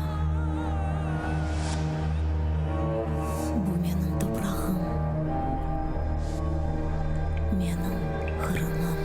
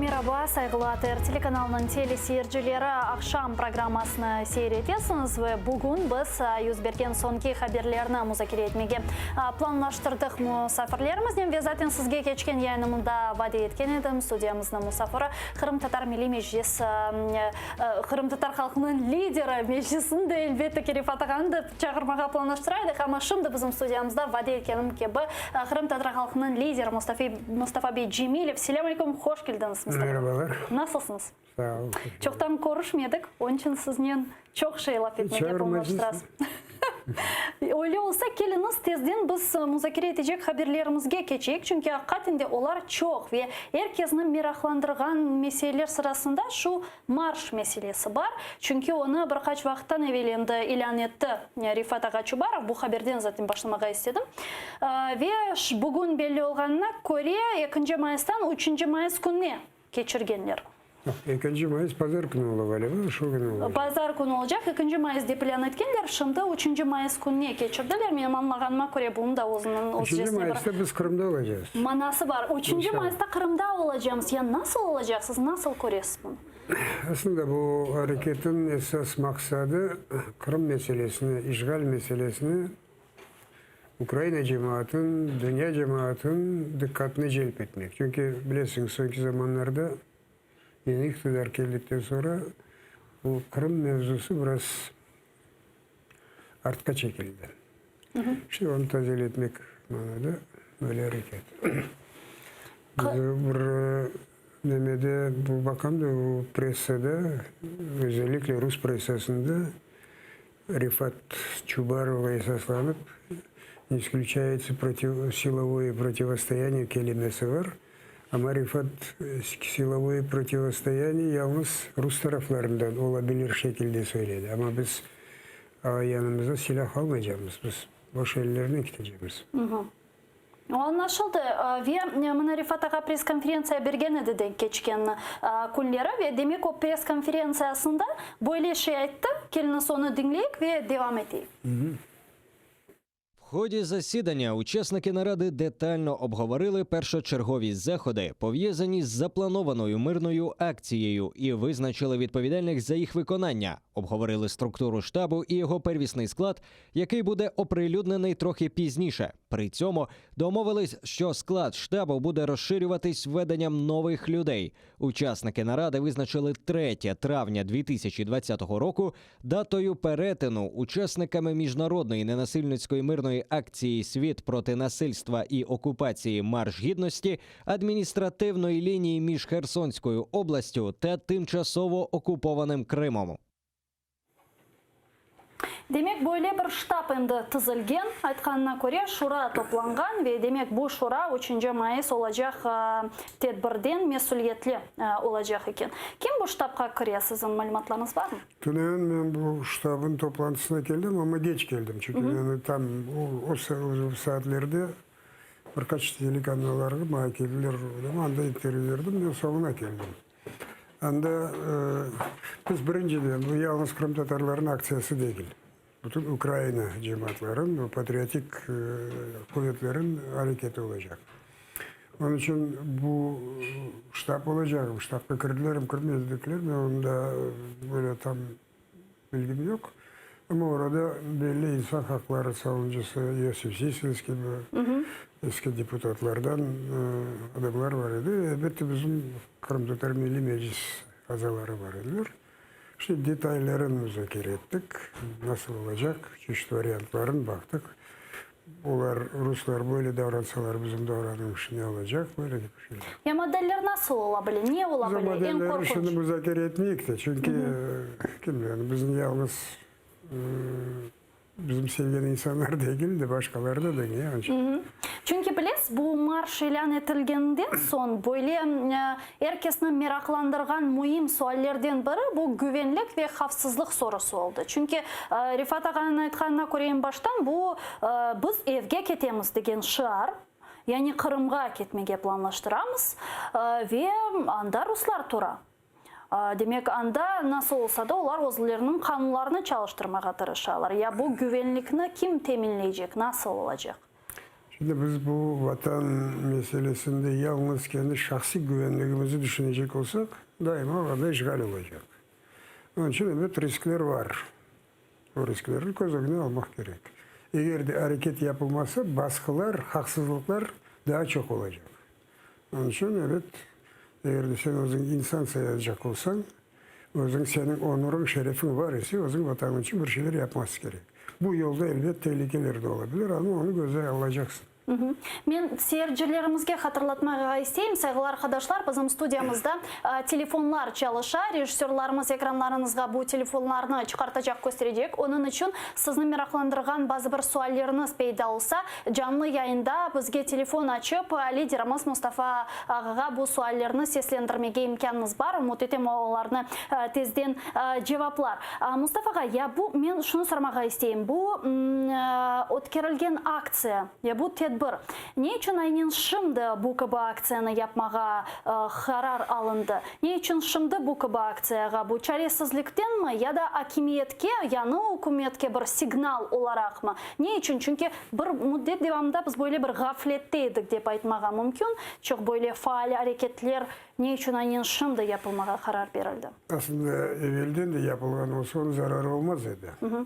Ama şimdi gerçekten de devlette çok başka problemler var. Ve neticede Kırım meselesi, işgal meselesi biraz artka çekildi.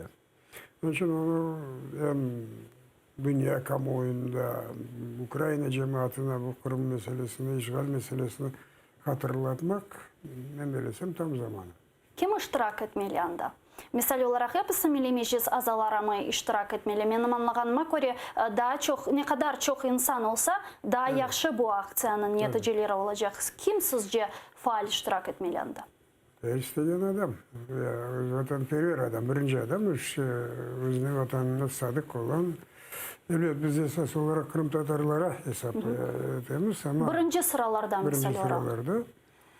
Ama kalanları da evet, o mevzuda da evet çalışacağımız. Pressa, toplantılar geçireceğimiz. Dünyanın o ne de bazı insanlar dediler ki ya eğer de yayan gitsek de mesela bir noktadan yolda bizge, bu bizim kolonnamızga adamlar koşulabilir. Ama Rifat doğru dedi. O dedi ki bu Kırım değil. Kırım'da biz biliyorduk işte bu köyde bu kadar Kırım Tatar var, bu kadar katılacak, ne kadar katılacağını tahmin olarak biliyorduk. Ama Ukrayna biraz başka.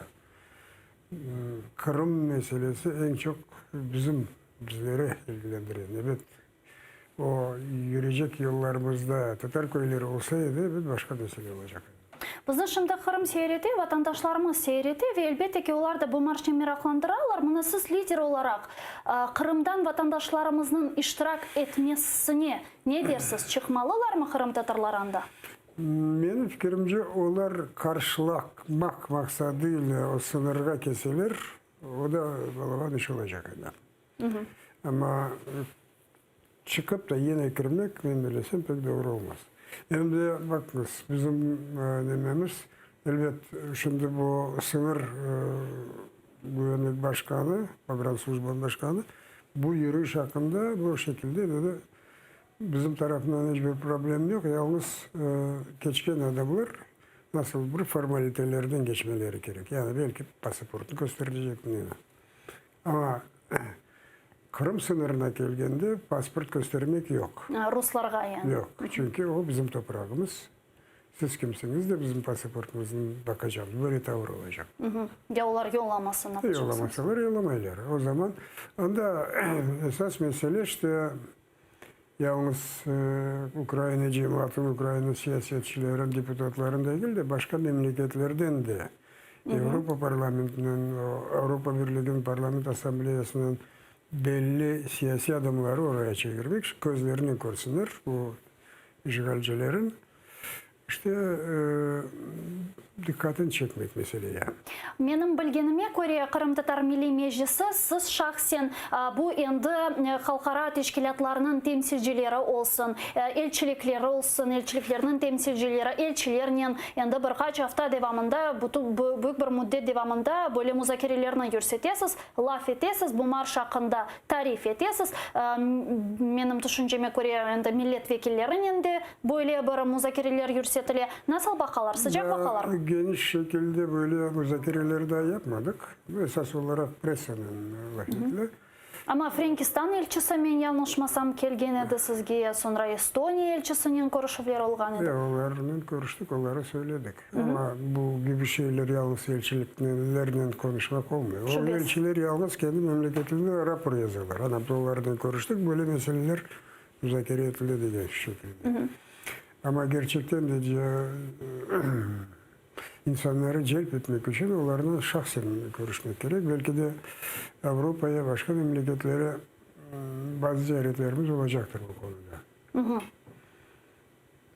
Ya men şunu da soramağa isteyeyim. Ya bu yani bizim yayınımızın başlaganda siz ayttınız ki Kırım meselesi işte çetke çekili ve bu meseleye daha çok dikkat celp etmek için böyle aksiya ekseriyetle işte teşkil edildi. Ya öyle olsa ben de böyle sual, bu Zelenski'nin takımı, bu yani hükümet buna karşı çıkmaz mı sizce? Onlar nasıl bakacaklar buna? Onlar nasıl bakacaklarını şimdiden söylemek mümkün. Belki sanki biz bu demokratik ülke, insanlarımız ne isteseler, eğer de Ukrayna kanunlarına aykırı bir şey yapmasalar, onlar akılları yok aslında bize karşı bir şey söylemeye. Ama ikinci mesele destek olacak mı, olmayacak mı? Ve olacak olsa ne şekilde, ne ölçüde? Onu Kırım meselesinin çetke çekilmesi ve şimdi Zelenskiy'nin bu hükümetinin başına gelmesi, onun takımı başına gelmesi. Kırım meselesini laf etmege istemegenlerinden mi? Ya da sadece tecrübesiz olganlarından mı şimdi bu mesele çetke çekili? Ya da belki mahsus birilerinin faaliyetini yerine getirgenlerinden mi? Ne için sebep ne de sizce? Belki esas olarak tecrübesizlikten. Çünkü ben çok böyle yanı kelgen чиновникlerine laf edeyim de sanki dersin onların söylediklerine göre o geçken 5 yıl içerisinde Kırım hakkında bir şey yapılmadı ama şimdiden biz yapacağımız. Hani yaptığımız tam tersine oldu. İşte böyle ama kesinlikle bu Ulutay'ı Kırım bu gibi şeyler yok. Yok, evet. Ama daha çok ne içindir Европейский Solidarność firkasından biz Kırım hakkında eşitemiz duyamız, aytalar çünkü ekseriyetten vakit sanki dersin Kırım meselesi sadece Европейский Solidarnosty'nin problemi olup kaldı. Şimdi de o Европейский Solidarność %100 destekleyecek onu, o belli. Başka fraksiyalar da destekleyecek. Yalnız o promoskovski bir fraksiya var da bizde bilir. Onların desteğini beklemeyiz. Çünkü bizde yayında Европейский Solidarność firkasından Klim Pushtsintsadze bu aksiyaya destek etkenlerini ve baracaklarını ilan etken edi. Sizce diğer milletvekilleri baracak mı başka firkalardan? Büyük ihtimal varacaktır. Biz de onlarla konuşmadık ama konuşacağımız. Mesela biz bir proje şimdi peyda oldu da 26. fevral direniş günü ilan etmek. Kırımlıların bu işgale karşı direniş günü. 140 milletvekili, onların içinde sloganları hepsi. Yalnız bu opozisyon var ya, Promoskovski, onlar imzalamadı. Ve bütün fraksiyaların başkanları da imzaladılar. Prezidentin adına. Bu 26. Şubat Kırımlıların işgale direniş günü tayin edilsin şekilde. Etmek istediğim bütün fraksiyalar destekliler bu meseleyi. Bunu yukarı şurada kabul etmek gerekler mi sonra? Yani bu karar. Bu paralel şu şekilde. Birinci hem prezidentke yollanılı bunun inisiyatifi olsun deyip hem de galiba Aktem Çiğgöz'ün adından gidecek o proje. Gelecek hafta bu mesele büyük ihtimal müzakere edilecektir. Demek yaşap koyarmız nasıl cevaplar ne olacak? Yamna Zelenskiy'nin hakkında laf etmeye başladık. Ben şunu sormak isteyeyim. Sonki kere sezonun ilk kere ve sonki kere avgust ayında konuştunuz ve bizni meraklandırgan, en çok meraklandırgan suallarını müzakere ettiniz. Bundan sonra biz sizinle de birçok kere yayınlarda laf ettik. İşte görüşüvler planlaştırılamı degen suallarga siz olabilir deyip cevap bergen ediniz. Şimdi bu mesele etrafında bir müzakereler yürütülüyor mu? Yanı konuşup olacak mı Zelenskiy'nin?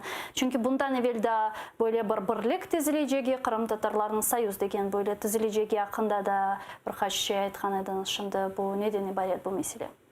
Soyuz? Nasıl soyuz? Kırım Tatarlar birliği böyle yukarı şura yanında men yanlışmasam teşkil edilecek haqda söz yürütülüyor. Yok ya öyle şey değil. Kırım işgale karşı işte çalışan deputatlar böyle şey. O eski ödemede var hep de onu Gönçerenko'nun başlattı. Gönçerenko'nun başlatkan edinse. O inisiyatif var ama biz ona çok emniyet vermiyoruz. Grup olsa o fraksiya değil ki. Yalnız o grupta müzakere ediliyor. Sondaki bir karara gelip son tribuna çıkıp bir şeyler aytılır. O belki gerektir ama çok o kadar önemli şey değil o. Borçlu meselesini biz elbet kesin böyle konuda böyle konuşacağımızda biz konu tayin edip olamayız. Ama yakın zamanlarda Cumhurbaşkanı'nın Kırım temsilcisi Anton Korneyevich'le konuştuk. O da hem ek muavini var idi onun yanında. Direkt o Zelenskiy'nin talimatının geldi o bize. Bizim fikirlerimizi dinleyecek, tekliflerimizi dinleyecek, sen ona rapor verecek. O Anton söylediğine gibi bilirsiniz 3. Şubat'ta Türkiye Cumhurbaşkanı Tayyip Erdoğan gelecek.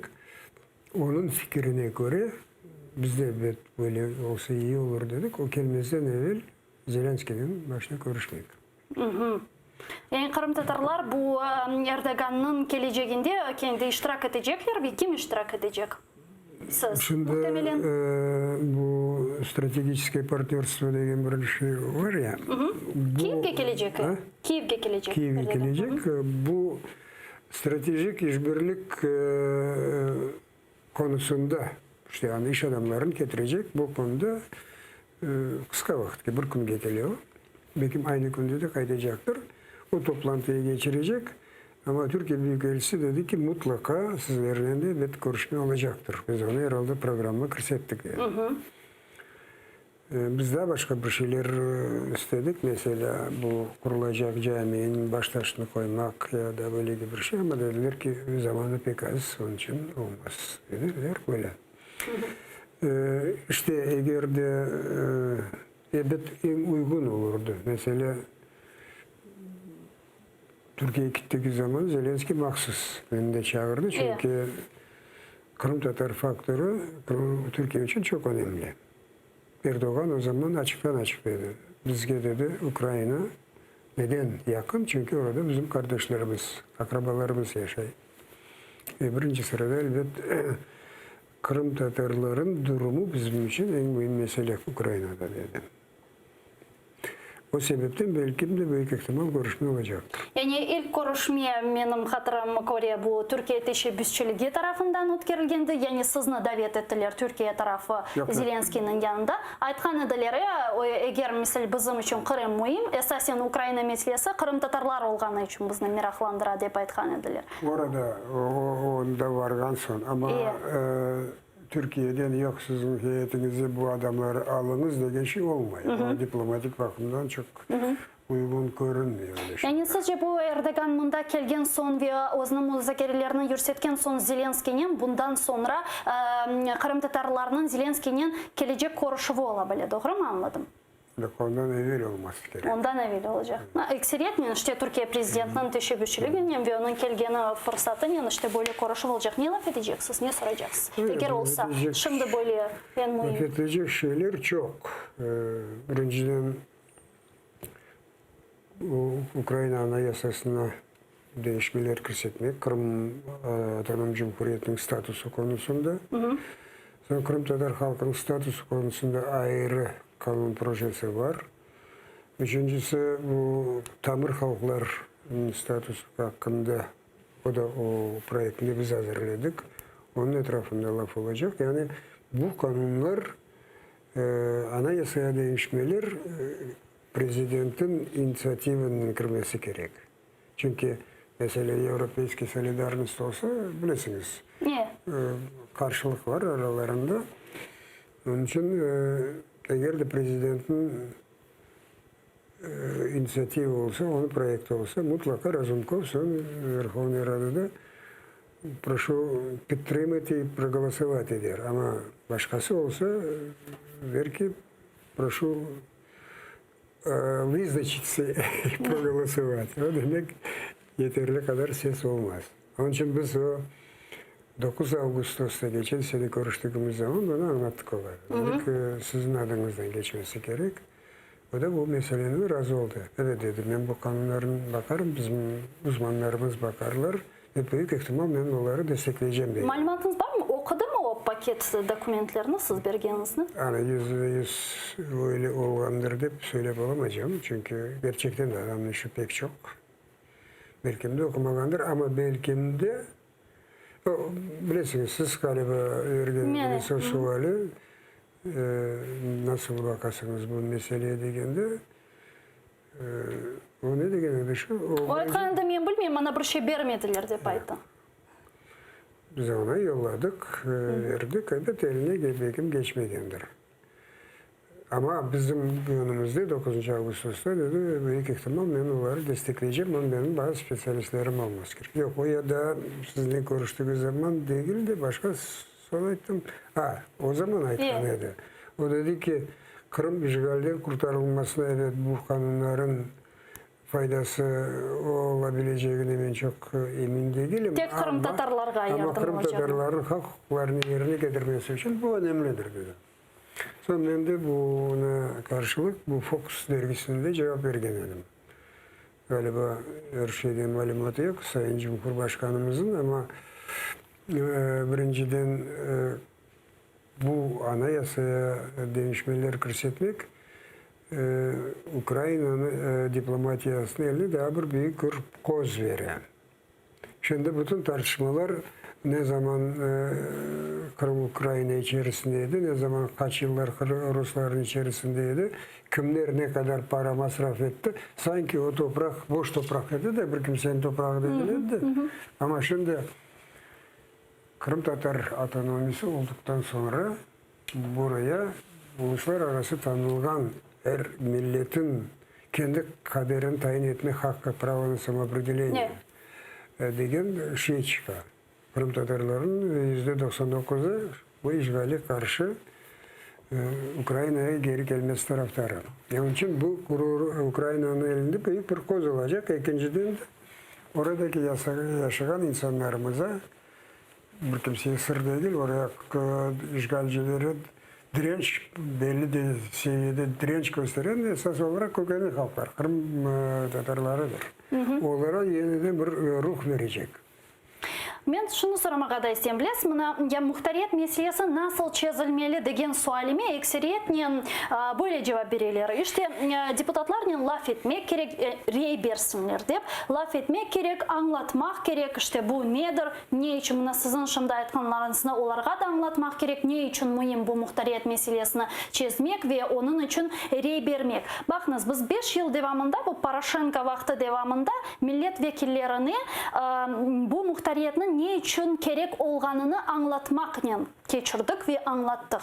Anda bu mesele çözülmedi Poroshenko'nun yanında, ne yazık ki. Şimdi Zelenskiy geldi ve biz kendi yanı milletvekillerine bu muhtariyet ile bağlı ne için gerek deyip anlatamız. Yine 5 yıl geçe bile bu ne kadar devam edecek, bu sonsuza kadar devam edebilecekti eğer böyle erseni anlatacak olsak. Bak şimdi eskisi gibi değil. Şimdi Верховная Rada'da bilirsiniz, monobольшинство denir, çok büyük çoğunluk Sluga Народа. Eğer de onlar, özü fraksiyaları karar verseler, onların 258 milletvekili var. Onlar destekleseler yeterli. Yani onlara aytalar, rey beremiz dostlar ve onlar toptan... Bilirsiniz, aksi bu aldığı kararlara karşı rey vergen adamın fraksiyadan adamlar var. Evet. Onlar da bu taraftan bu meseleye bakmak için böyle nizam olduğu bizim için bir taraftan iyi. İkinci taraftan biz büyük Poroshenko Partisi destekleyecek. Ayrıca biz neyle konuştuk. Vakarchuk'un onun tarafındaki adamlar. Onlar da %100 destekleyecekler. Европейский solidarlığı sözsüz. Onlar %100 destekleyecekler. Onun için eğer de bu Sluga Народа tam Zelenskiy bunu kabul etse mesele çözülmüş demek.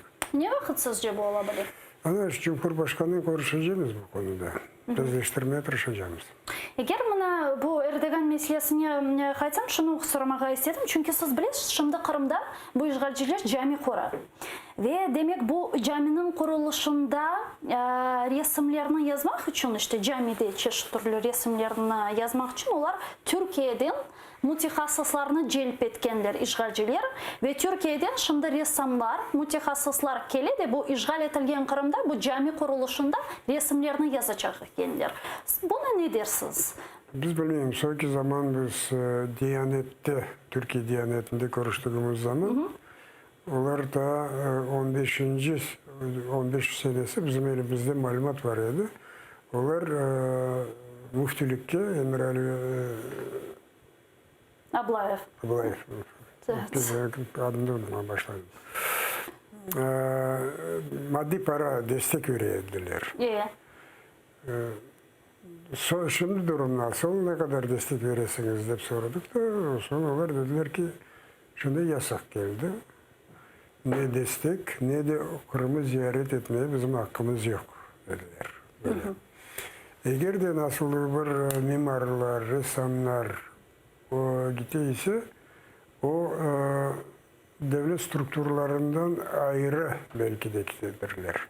Buna mesela çeşit bayraklar altında Türk gemileri yürüyorlar. Onlar da korsanlar gibi işte. Tuvalu ya da tam nasıl Bagamski Ostrova ya da Mongolia bayrağının yürüyorlar. Onlara büyük para verirler de böyle şekilde insanlar paraga satılıyor. Aynı şey bu mimarların, ressamların da öyle şey olabilir. Ama biz eğer de adlarını, şeylerini öğrensek biz Türkiye makamlarının bunu müzakere ederiz. Yani bunun elbette insanlar paraga satılır da bunun okunu aldırmak mümkün değil mi sizce? Satkın olsa o çaresini tapar özün. Kendisini satmaya ne yapacaksın? Evet, yollarını kıdırarız. Buna gelecek mesele sırasında da şunu kaydetmeye istedim. Bu siyasi mabuslar Deniz Şovu.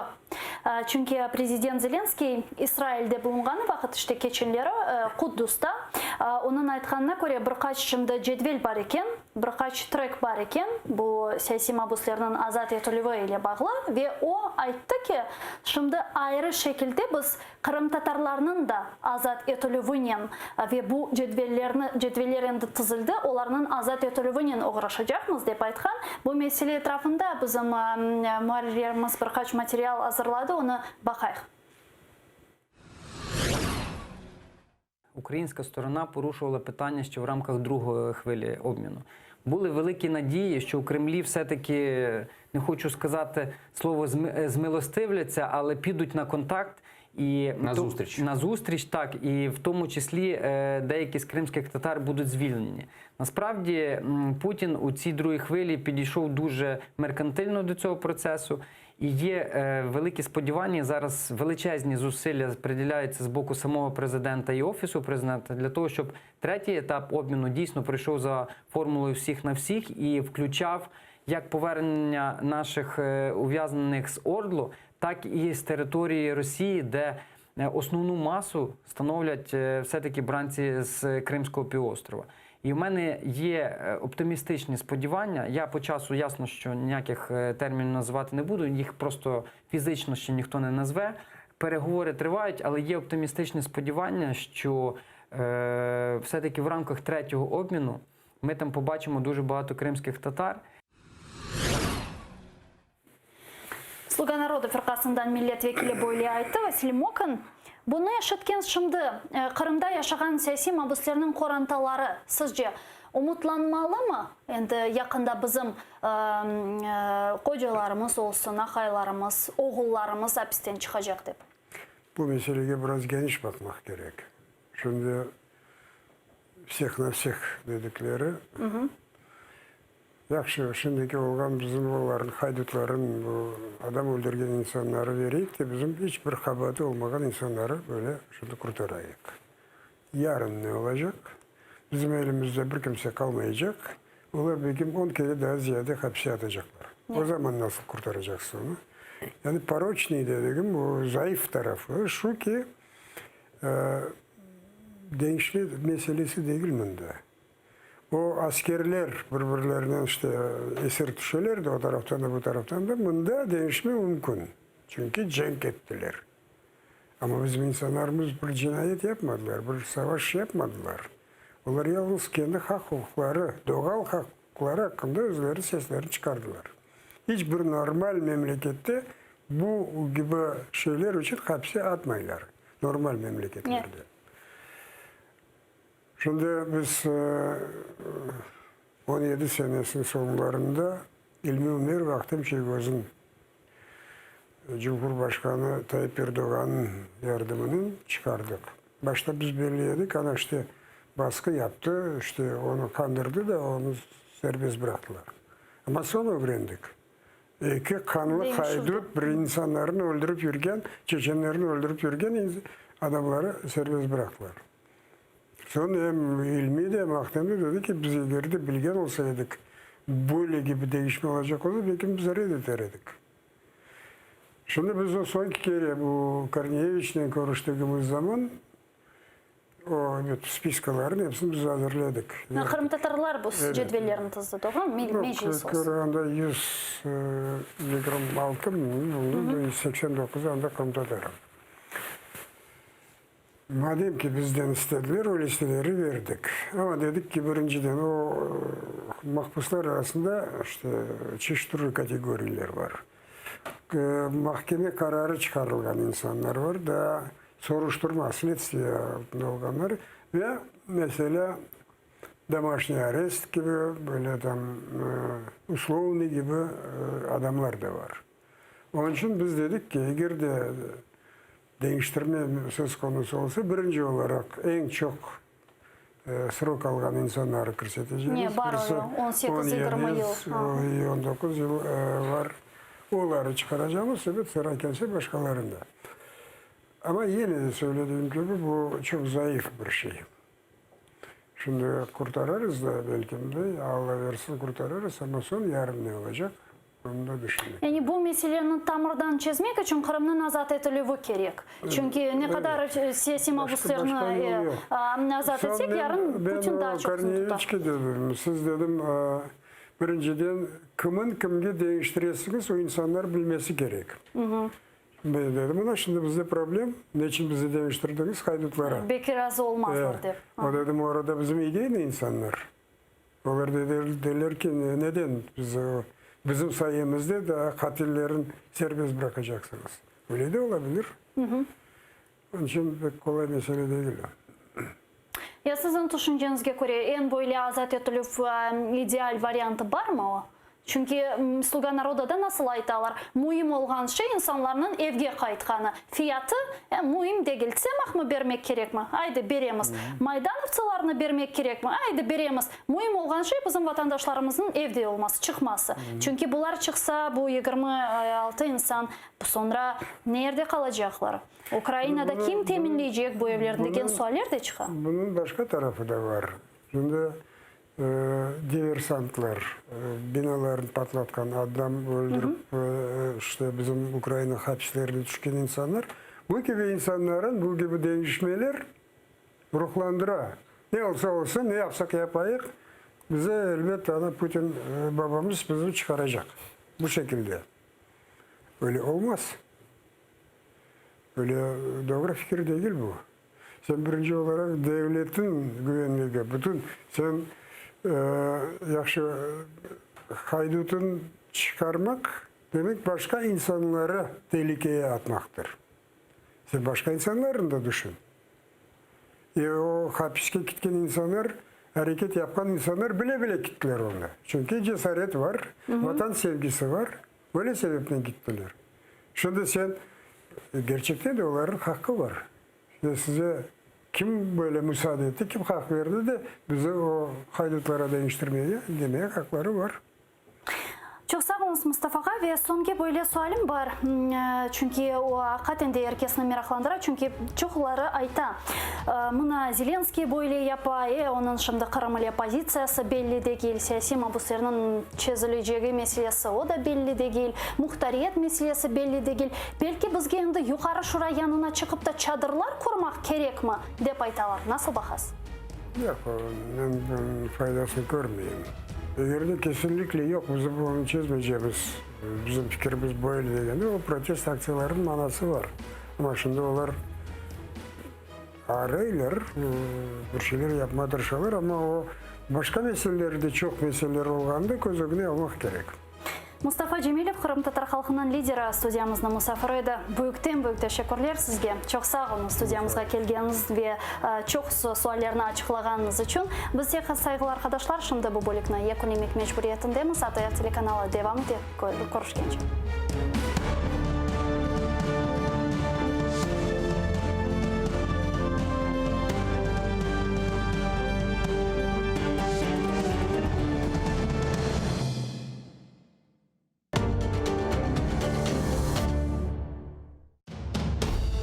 Успешные реформы, преобразование страны, завоевание и установление контроля над территориями Великой Орды – все это было в правлении Сахиба Гирая I.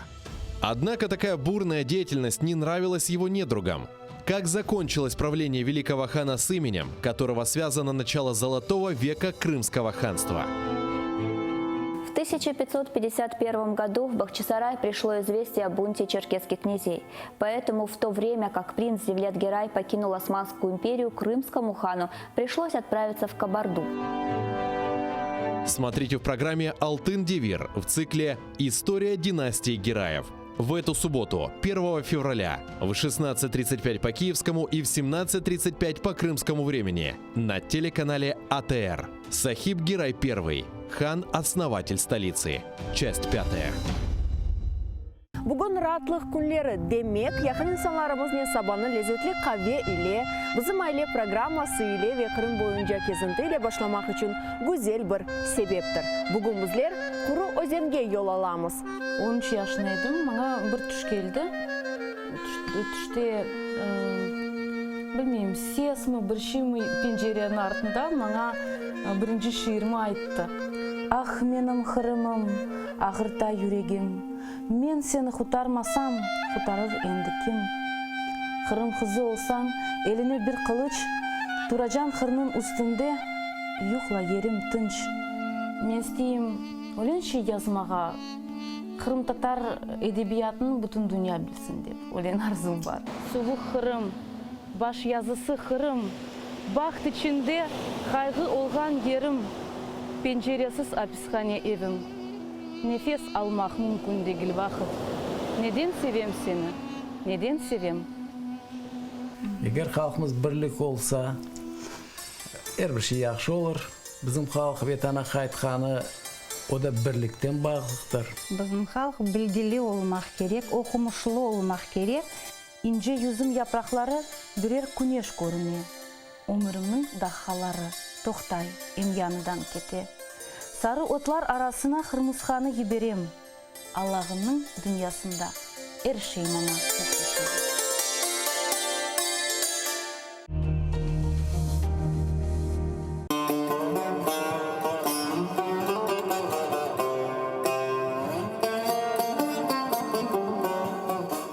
Enfes Kırım Tatar Kavesi.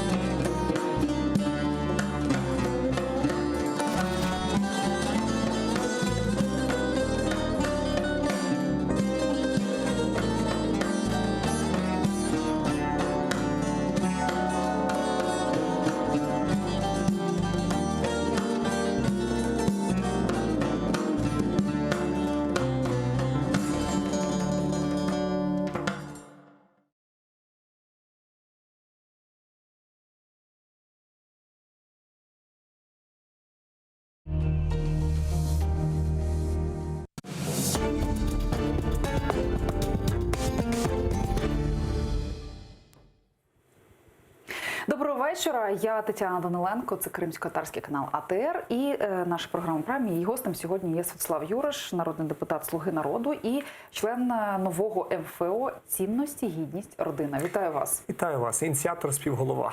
Ініціатор, співголова і людина, яка тримає головний удар з приводу критики внаслідок створення цього об'єднання.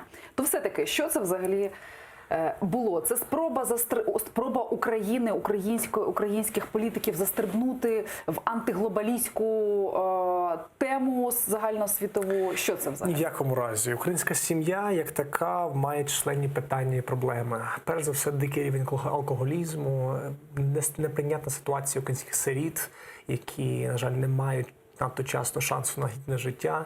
Маємо проблему диких рівнів розлучень, які відбуваються перш за все через економічні чинники і багато інших питань. Для нас, як парламентарів, дуже важливо розуміти, що ми повинні пропонувати рішення цих питань. Що ми будемо робити? Словом, зрозуміло, що нічого не зрозуміло. Тобто якщо малювати це в загальних трендах ідеологічних, ми розуміємо, що українська нація консервативна. Ми розуміємо, що їй близьке соціальне сприйняття саме консервативного толку. Нас дуже важливо розуміти і пояснювати, що це не є якась аборація, це є частина західного того ж тренду, бо консерватизм західний має горду давню традицію. Росія, як і все інше, в цьому випадку Заходу це вкрала. І питання в тому, що західні консерватори в сучасності мають багато що запропонувати і бачить сказати. На превеликий жаль, часто оточення своєму є в громадському середовищі, воно споживає лише з одних джерел інформацію про Захід і думає, що він однобокий. Я думаю, що те, що ми бачили на виборах, і те, що ми бачимо в багатьох протестах, показує, що західна реальність не однобока. Більше того, на Заході члени інтелектуали, які консервативну точку зору можуть окреслити і артикулювати, і аргументувати дуже вражаюче. І я сподіваюся, що нашою роботою також буде інформувати про точку зору, яка на Заході і в світі вельми сильна. Ну, те, що називається в Європі правим поворотом, відбулося досить давно, і вже одні політики тріумфально прийшли до влади, інші вже з неї пішли, хтось не став вождем, а хтось став. Ви маєте щось спільне з усіма цими політичними силами, яких називають там, які об'єдналися в Європейський альянс народів та націй, так? Ну, тобто, моральним лідером якого є італійський політик Матео Сальвіні, який, до речі, на цих вихідних показав не дуже хороші результати. Це не формування партії, міжфракційне об'єднання, яке має певні конкретні слова. Це не об'єднання в ім'я того, щоб вписатися в якийсь контекст європейський. Це об'єднання в ім'я вирішення конкретних проблем. А саме проблеми, які українські сім'ї відчувають і бачать перед собою. Для нас це є об'єднавчим слоганом. Багато інших питань, якщо з'являться обговорені, в них у нас буде непогодження всередині. Але принаймні по сім'ї парламент об'єднаний. І давайте за це порадіємо, що український парламент хоч у чомусь єднається. Слухайте, ну а як це корелюється з заявами міністерки освіти Ганни Новосад про те, що, я дослівно цитую, розпочала свою роботу на посаді міністра з протистояння курсу основи сім'ї. Наступний крок – гендерно-нейтральна школа, викоренення гендерних стереотипів з підручників, там, грубо кажучи, математики, де Одарочка вишивала, а там Миколка забивав цвяхи і так далі, і так далі. От є, дивіться, пані Новосад сказала дуже багато в цьому інтерв'ю, що всі рвали по-своєму, і всі говорили по-своєму. Ми в скорому часі, я сподіваюся, побачимось з пані Новосад, з пані міністром, і ми обговоримо з нею про ситуацію основи сім'ї. Ми розуміємо, що проблеми є в підручнику, який презентувався і презентується далі. МОН поки що офіційно лише не рекомендував до навчання цей курс. Наше завдання переконати їх в іншому, дати і окреслити розуміння, як цей курс можна покращити, розширити і заповнити дуже багатьма питаннями, які дійсно потребує молоде покоління.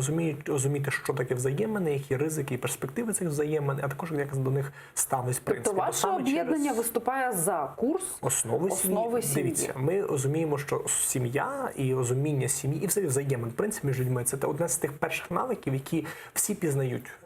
І нам треба, і дуже важливо, щоб люди пізнавали це усвідомлено. І для нас важливо, щоб цей курс був доповнений і покращений. Ви розумієте, так, що ви зараз як політик заявляєте про те, що ви проти позиції міністра освіти Ганни Новосад, яка представляє вашу ж коаліцію. Я ні в якому разі не є проти пані Ганни Новосад, тому що моя з нею історія взаємодії максимально конструктивна.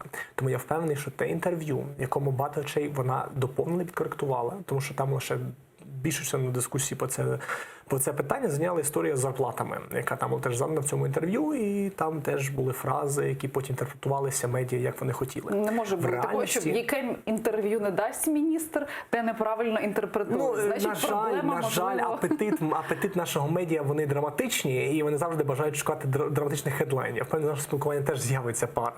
Я думаю, що з пані міністром, знову ж таки, я сподіваюся на спілкування, і ми в цьому спілкуванні сподіваємося матимемо конструктивну позицію обох сторін. І після цього спілкування вже поговоримо про те, чи ми за пані міністра, проти пані міністра, в чому погоджуємось, в чому не погоджуємось і так далі. Гаразд. Що все-таки вас всіх об'єднало, таких різних? З вашої партії, велика частина людей все-таки потрапили в це МФО. ОПЗЖ там повним складом в цьому ж МФО. «За майбутнє», «Довіра», позафракційні. Абсолютно. «Голос» вирішив... Не зовсім. Дивіться, історія в чому? Нас всіх об'єднало, перш за все, розуміння, що сім'я є основою суспільства. Для це є що особисті причини в дуже багатьох присутніх там в залі, що суспільні. Ми бачили ці числа, приблизно підрахунки населення, і ми розуміємо, що в нас є біда населення. І є така фраза давня англомовна політології «demography is destiny». Демографія є доля. І нам треба розуміти, щоб ця демографічна яма, яка в нас сформувалася, щоб по ній була Бо не було якесь вирішення, треба працювати і пропонувати якісь вирішення. От ми з'єдналися навколо питання того, що сім'я, як базова основа суспільства, має своє становище покращувати в Україні. Має бути чимось численнішим, міцнішим і успішнішим. Ну, якими інструментами це можна зробити, на вашу думку? Я вже окреслив перше питання, про яке ми теж говорили між собою. Це питання освіти. Те, щоб в освіті мати повногранне розуміння для будь-яких поколінь того, чому сім'я це важливо, правильно, корисно, як до неї підходити, як її будувати, з чого остерігатися і так далі. Тобто ви за курс не сексуальної освіти, а основ сім'ї, правильно? Вважаємо, що в курсі основі сім'ї потрібно говорити і про ризики, і про питання, які стосуються кожного з нас, коли ми думаємо про взаємини з людьми, в принципі. І я думаю, що дуже важливо якраз в цьому курсі основи сім'ї говорити і про ризики, які можуть бути у взаєминах між людьми. Це перше. Друге питання, насправді, це питання, яке нас об'єднує з певними нашими опонентами. Це питання реформи протидії проституції в Україні, або точніше торгівлі людьми в Україні. Ми знаємо чудово, що система, яка в Україні є, ніби яка забороняє усе і вся, не працює. Ми бачимо це, коли йдемо про Хрещатик, коли нам здають різні дивні рекламки. Ми бачимо це з розповідь на всіх TripAdvisor'ах і сайтах для іноземців, де приїжджають маса саме для секс-туризму. І ми тому розуміємо, що потрібна реформа цього питання. Ми розуміємо, що є в світі різні моделі того, як це можна робити. Але та модель, яку часто презентують і показують дані, є неефективнішою, це шведська модель, яка карає клієнтів, а не карає жертв торгівлі людьми, а саме проституток. І ми почали цей діалог всередині, коли би рішення повногранне по тому, як по цьому всьому йти, яку саме форму цієї шведської моделі втілювати, тоді будемо вже оголошувати і вже саме по це спілкуватися. Але це такі перші два питання, там є численніші питання, я вже називав їх алкоголізм, сироти, так далі. Але якщо ми говоримо перші питання, які виникають саме в розмовах і всередині групи, і з зовнішніми гравцями, то ці два питання, вони безсумнівно стоять перше. Все одно мало зрозуміло. Сьогодні, до речі, один з членів вашого об'єднання, Юрій Павленко, колишній уповноважений з прав дитини, заявив про те, що невдовзі розпочнеться масова кампанія з критики національного всиновлення і пропаганда, відповідно, міжнародного всиновлення. От ви в цій ситуації, наприклад, це от просто таке питання, там, індикатор, так?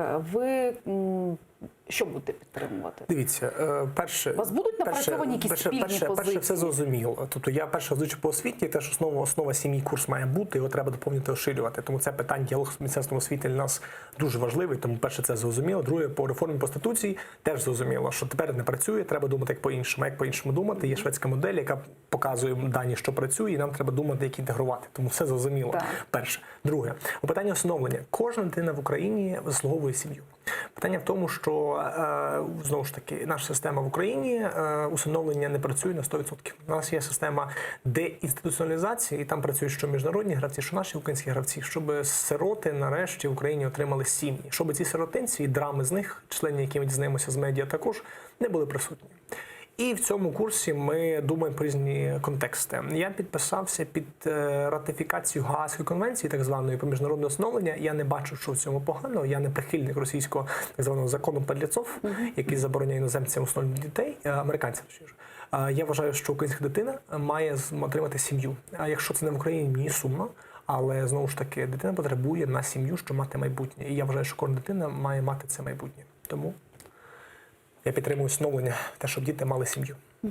Ну, але все-таки, дивіться, звичайно, сім'я – це добре, а в Україні, ну, завжди всі ці питання, так, от ми підтримуємо сімейні цінності, будемо це, вони завжди викликають багато ще підпитань і багато різних проблем. І от, наприклад, проблема закон Падліцов не з'явився на порожньому місці. Він з'явився після того, як було декілька резонансних підряд ситуацій, коли було погане ставлення в американських родинах до дітей, так?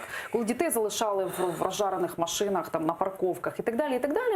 Це з цього сформували якусь таку пропагандистську картину некрасиву, що всі американці погано ставляться до дітей, і відповідно прийняли закон на піку антиамериканських настроїв і такого великого протистояння. Ну, такого піку не було. Насправді тільки які бачили. В нас є інструменти. Я до того, що тоді, я пам'ятаю, російські ЗМІ робили масу запитів там в різні російські інституції, які стежать за долею, подальшою долею цих дітей. А в нас є інструменти стежити за подальшою долею тих дітей. Якраз оце, що ви назвали, є чудовою теж ідеєю для нашої роботи, щоб ми могли давати не тільки цим сиротам сім'ю, а ще й могти сприяти українським дітям, щоб вони отримали, знову ж таки, захищене і щасливе майбутнє. І відслідковували, чи всі зобов'язання виконуються стороною, яка взяла українську дитину. Це дискусію треба мати, але забирати через це, як Росія, можливість наших дітей мати сім'ю є максимально неправильним. Я хочу, щоб більшість тих кейсів, які російські медіа остражовували, вони мали насправді під собою трошки менше, ніж нічого. Не всі були жахливі кейси, але ті кейси, просто я бачив цей момент медіа, зноманітних аналізували ці кейси, і я розумію, що російська сторона, вона мстила за список Магнітського, так званий, тим, що забирала у дітей, особливо дітей з інвалідністю, можливість мати сім'ю. А це жорстоко поза всілякими межами. Можливість реабілітації, в тому числі все те, чого жодна з пострадянських країн не може давати. Вона потребує любов дитина. І якщо сім'я готова їй дати це, і забирати в неї з дитини цю змогу є максимально правильним. Я, на жаль, не знайомий станом справ в сиротинцях Росії, але я чомусь впевнений, що там не набагато краще. Не набагато краще, ніж в найгіршій сім'ї. І через це залишати їх просто без сім'ї є для мене. Раз ви вже самі заговорили про приклад Російської Федерації, я знаю, що ви точно знаєте, останнім часом, відколи ви заявили про створення цього міжфракційного об'єднання, було дуже багато критики. Вся вона зводилася до того, що це перехоплення російського такого політичного порядку денного, консервативного. І різні такі епітети вам ви чули на свою адресу, там як скрепи і так далі. І ось навіть народний депутат, колишній народний депутат Борислав Береза написав про форум в Давосе таке: «Вишенкой на торте стало общение нардепа от «Слуги народа» Святослава Юраш с бывшим премьером Великобритании Дэвидом Кэмероном. Юраш, который с другими слугами пришел на стратегическую сессию с экс-премьером, начал доказывать Кэмерону, что он больше консерватор, чем Кэмерон». І далі у відповідь начебто Кемерон сказав про те, що він теж за сімейні цінності. Якщо геї та лесбіянки хочуть організувати сім'ю, то він за те, щоб у них була така можливість. Ця історія брехня. Давайте так почнемо з того. Ви за те, щоб геї і лесбіянки могли отримати можливість? Я вважаю, що дитина має мати фемінне і маскулінне, і через це я вважаю, що сім'я як така – це чоловік та жінка. Це не тільки моя думка, це Конституція України. А пан Береза розказує брехню. Я задав питання Кемерону дуже просте. Як консерватор, питаю консерватора, яку пораду можете дати. Він сказав багато чого, і серед цього сказав теж про те, як він легалізував гей-шлюби. Знову ж таки, якщо говорити про Кемерона, то його коаліція з лібералами це вимагала, і, відповідно, він зробив свої зобов'язання. На що є політичне право. Але через різноманітні інші вибори, які він зробив, знову ж таки, лідерство Консервативної партії він втратив. Це, перш за все, про референдум по Брекситу, в якому він зайняв одну позицію, а народ Британії вирішив по-іншому. А якщо говорити просто про розповіді пана Берези, розумієте, взагалі, я ось теж це бачив. Дуже багато колишніх депутатів, вони шукають зараз можливості показати, що вони були найкращі. Що, розумієте, вони були справді тими ефективними, тими чудовими, успішними, трансформативними представниками суспільства. Чомусь народ України так не вирішив. Чомусь не дав пану Березі також можливість далі бути в парламенті. Чомусь він дав повністю новим іншим. І підтримка того парламенту, який був, була драматично низька. І пан Береза брався на цей раз на окрузі, і округ його теж не вибрав. Пан Береза має повне право на позицію, на сьогодні промислового слова, але ще раз ця історія ні з якої сторони не є правдою, бо пан Береза завжди спрощує. І вся ця риторика про Росію, вона має саме це на меті – спростити. Я почав якраз цю нашу бесіду з того, що західний консерватизм є тим, що мені показав якраз артикульованість, аргументованість і повногранність консервативної позиції. Що насправді вона має в собі довгу, яскраву західну традицію, перш за все. Я у вас обов'язково про сучасних консерваторів запитаю, які переживають, звичайно, безумовно, певний ренесанс зараз в Європі і не тільки в ній. А перш ніж ми почнемо говорити про це, у вас не можна запитати про Давос. Давайте послухаємо, як ви коментували в Давосі, власне, чиїм коштом депутати «Слуги народу» і ви, зокрема, туди їздили. З радістю. Ти знаєте точно, що це не державного бюджету поїздка? Тобто ви не знаєте, яка сторона сплачувала ваші... Люди чудові, які організовують оцей Ukrainian House, оці Round Tables, допомагають тут бути присутнім численним українським представникам влади. Ну, словом, всі приблизно те саме відповідали, але всім було дуже незручно. В чому проблема сказати, Мені що ви було приїхали максимально коштом Віктора Пінчука і його Так не фонду? є. Перше, це не є максимально незручно. Я, як бачите, завжди радо спілкуюся з Радіо Свобода і пані Лазур. Ще раз, там є довгий список організаторів, спонсорів, то Ukraine House і програм, що нашої, що Кабмінівської, що інших гілок влади і громадянського суспільства там. Це і структура пана Сороса, фонд відродження, це і фонди діаспори, знову ж таки, Ви маєте на увазі той пул інвесторів, який формує український дім в Давосі? Який хоче, щоб український дім в Давосі не був наодинці, а мав також і українських представників і влади, і громадянського середовища, і бізнесу, і так далі, який мав там можливість взаємодіяти зі світом і показувати йому, що Україна і чимось чудовим, перспективним і повним можливостей. Тому я дякую їм також, що вони мене послали, дали можливість поїхати туди і поспілкуватися. Про всі питання там юридичного формату, які там спекулювали з сторонами, ми з юристами говоримо, все нормально, відрядження сформоване, на базі чого мене і медіа численні рази нагадало мені, що я в цьому Давосі є. Ну і знову ж таки, як будь-який депутат, підеш на відрядження, отримуєш відрядження і відправляєшся знову ж таки. Це не з державні кошти, але просто саме право на поїздку в тебе віддається через відрядження. Ну, свого часу проти колишнього спікера Парубія було порушене провадження НАЗК, що він там з'їздив на запрошення на якийсь форум, а паралельно поплавав в басейні, і він мав чималі неприємності. Ну, я розумію, що це відрядження. Пробачте. Ну, просто ніхто вас не сфотографував там в рушнику, можливо. Давосі холодно. Так. Чим купатися. Але в будь-якому випадку, окей, там інші ваші колеги з вашої фракції, вони дуже розпливчато, і їм було прямо жахливо незручно чомусь відповідати на це питання. Хоча щороку і в попередніх скликаннях депутати також їздили тим самим літаком, так само коштом фонду чи пулу інвесторів там і так далі. Це повторюється з року в рік, відколи Віктор Пінчук організував український сніданок в Давосі і взагалі відкрив цю тему для України. Тут нічого поганого немає. Український дім відкрився не так давно, і там пул, я вже казав, з діаспори і всього іншого. Я про колег їхню медійність завжди дуже просто кажу. Ми з вами спілкуємося з часів ранніх кампаній Зеленського. І я на ефіри ходжу часто, з медіа постійно взаємодію, і вже якось звик до всіх там до маятника медійних так званих скандалів і так далі. Тому і немає проблем спілкування чи з вами, чи з пані Лазур на всі теми світу. А на жаль, не всі мої колеги, не всі мої колеги до цієї медійної постійної уваги звикли, і їм це звично. І тому вони в більш некомфортному стані. Але, ну, ще раз, не всім нам бігати по медіа, розумієте, комусь треба ще і працювати. Ну, як своїм колегам, які, знову ж таки, мають менше медіа. Робота політика, вона передбачає... І медіа-активність, але не весь час. Є ще комітети, є ще виборці, є ще численні інші зав'язки, які у вас як політика є. І тому не тільки одні медіа мають абсолютну монополію на час політиків, і може це і добре. Може там щось медіа цьому сказати, що ми і робимо, окрім того, що ми не говоримо з медіа. Але у мене питання до вас. От, гаразд. Інші ваші колеги, які червоніли у відповідь на питання, чиїм коштом ви туди їдете, приїхавши коштом Віктора Пінчука, чи того пулу інвесторів, яких він організував, ні для кого не секрет, що він організовує цей захід щороку і відкрив для української політики, власне, і політиків, але ж ні константи в цьому були. Але... У мене питання до вас, як до ініціатора створення МФО «Гідність, цінності, родина».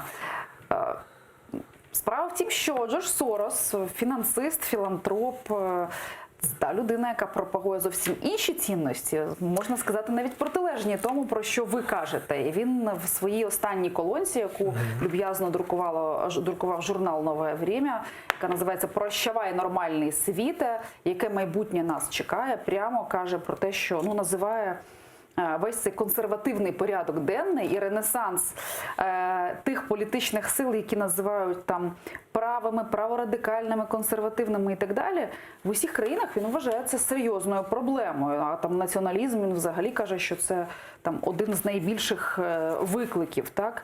І створює навіть мережу ліберальної, так би мовити, такої от освіти для студентів в сфері гуманітарних наук, і вкладає в це $1 мільярд для того, щоб пропагувати зовсім інші. Тут ви, значить, за сім'ю, гідність, цінності, проти от всіх цих речей.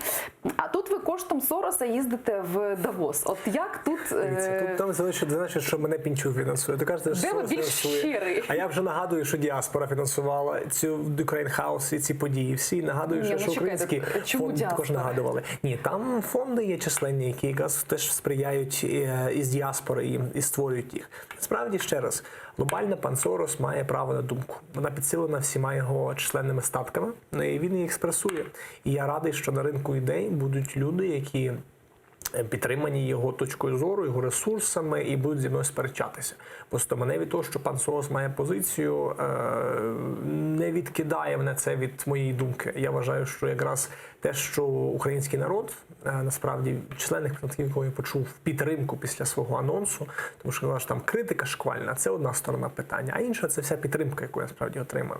Від сімейних організацій, від релігійних структур, від просто громадян, насправді. Я отримав численні листи, і особисто, і я тільки що був в комітетах, де саме пошту переглядав, і численні листи підтримки прийшли. І тому я розумію, що насправді, якщо ми говоримо про український народ, йому цей порядок денний близький. Ну, я думаю, що не тільки українському народу такий порядок денний близький, а італійському, французькому, багатьом іншим. Цей порядок денний американському. Взагалі по всьому світі є звична дискусія між консервативними і ліберальними силами. А зараз це ціла війна ідеологічна в усьому світі. Війна, на щастя, немає ніякої війни, є дискусія демократична між одною і іншою стороною. І я сподіваюся, що в нас в цій країні з часом так і буде. Буде одна структурна сторона, інша структурна сторона. І ми зможемо дискутувати між собою, знаходити якийсь вихід з ситуації. Не форсувати, не звинувачувати, не битися, а саме дискутувати про те, який компроміс, яке розуміння знайти між нами.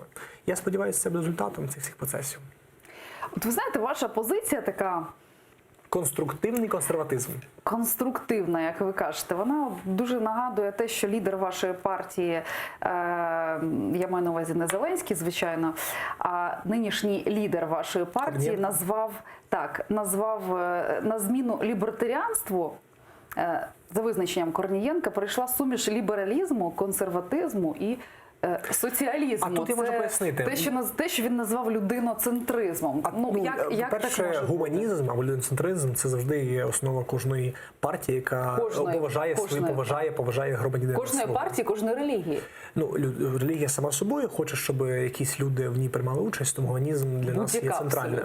Дивіться, навіть ті, які між собою борються, так би мовити. Борються так. На щастя, через можливість 21 століття мати діалог, а не тільки битися, ми маємо численні інструменти взаємодії, а не тільки протистояння фізично. Дивіться, партія «Слуга народу» – національна партія. Національна партія по американському принципу, наприклад, в американці є демократи, яких є Blue Dog Democrats, це консервативні демократи. І там є так зване The Squad. Це є там Олександр Оказіо-Кортес, Ільхан Омар і так далі, які називаються демократичні соціалісти.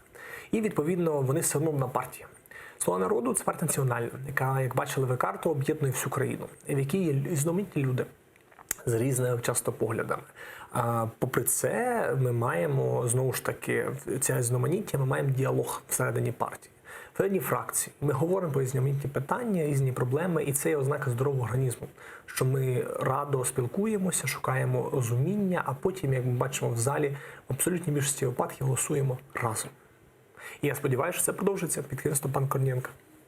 Тобто ви себе асоціюєте, там, грубо кажучи, не з чайною партією, так, республіканської партії, а з все-таки найбільш консервативним крилом демократичної партії Сполучених Штатів. Дивіться, перше, ми не укладаємо в цьому сенсі якихось таких альянсів з американськими партіями. Ні, ви ж повинні мати якісь ідеологічні орієнтири. Ну, звичайно, я консерватор, я вам це численні вже кажу. Чи це впишується в республіканську сторону, чи в Blue Dog Democrats, це вже інша дискусія. Тут є себе навіть в Європі є абсолютно різні консерватори. Абсолютно правильно. Є там ми конструктивні консерватори. А є Марін Ле Пен, є Матео Сальвіні, там, а є Віктор Орбан, ну і так далі. Ми конструктивні консерватори. І конструктивність наша в роботі буде видна. І саме деталі будуть в роботі проявлятися. Зараз треба просто розуміти, що в ім'я сім'ї об'єднався весь парламент. І я дуже цьому факту радий. Для мене, якщо говорити детальніше, то треба просто розуміти, що загалом шукати одразу ж ту ідеальну варіацію нас, яка там є, не варто. Ми українська варіація всього того, що там йде. І українська варіація матиме свої особливості. Але ми принципам гуманізму, який назвали, і конструктивності, ми будемо віддані. І шукатимемо саме можливість діалогу і спільної роботи з різними сторонами, з різними питаннями.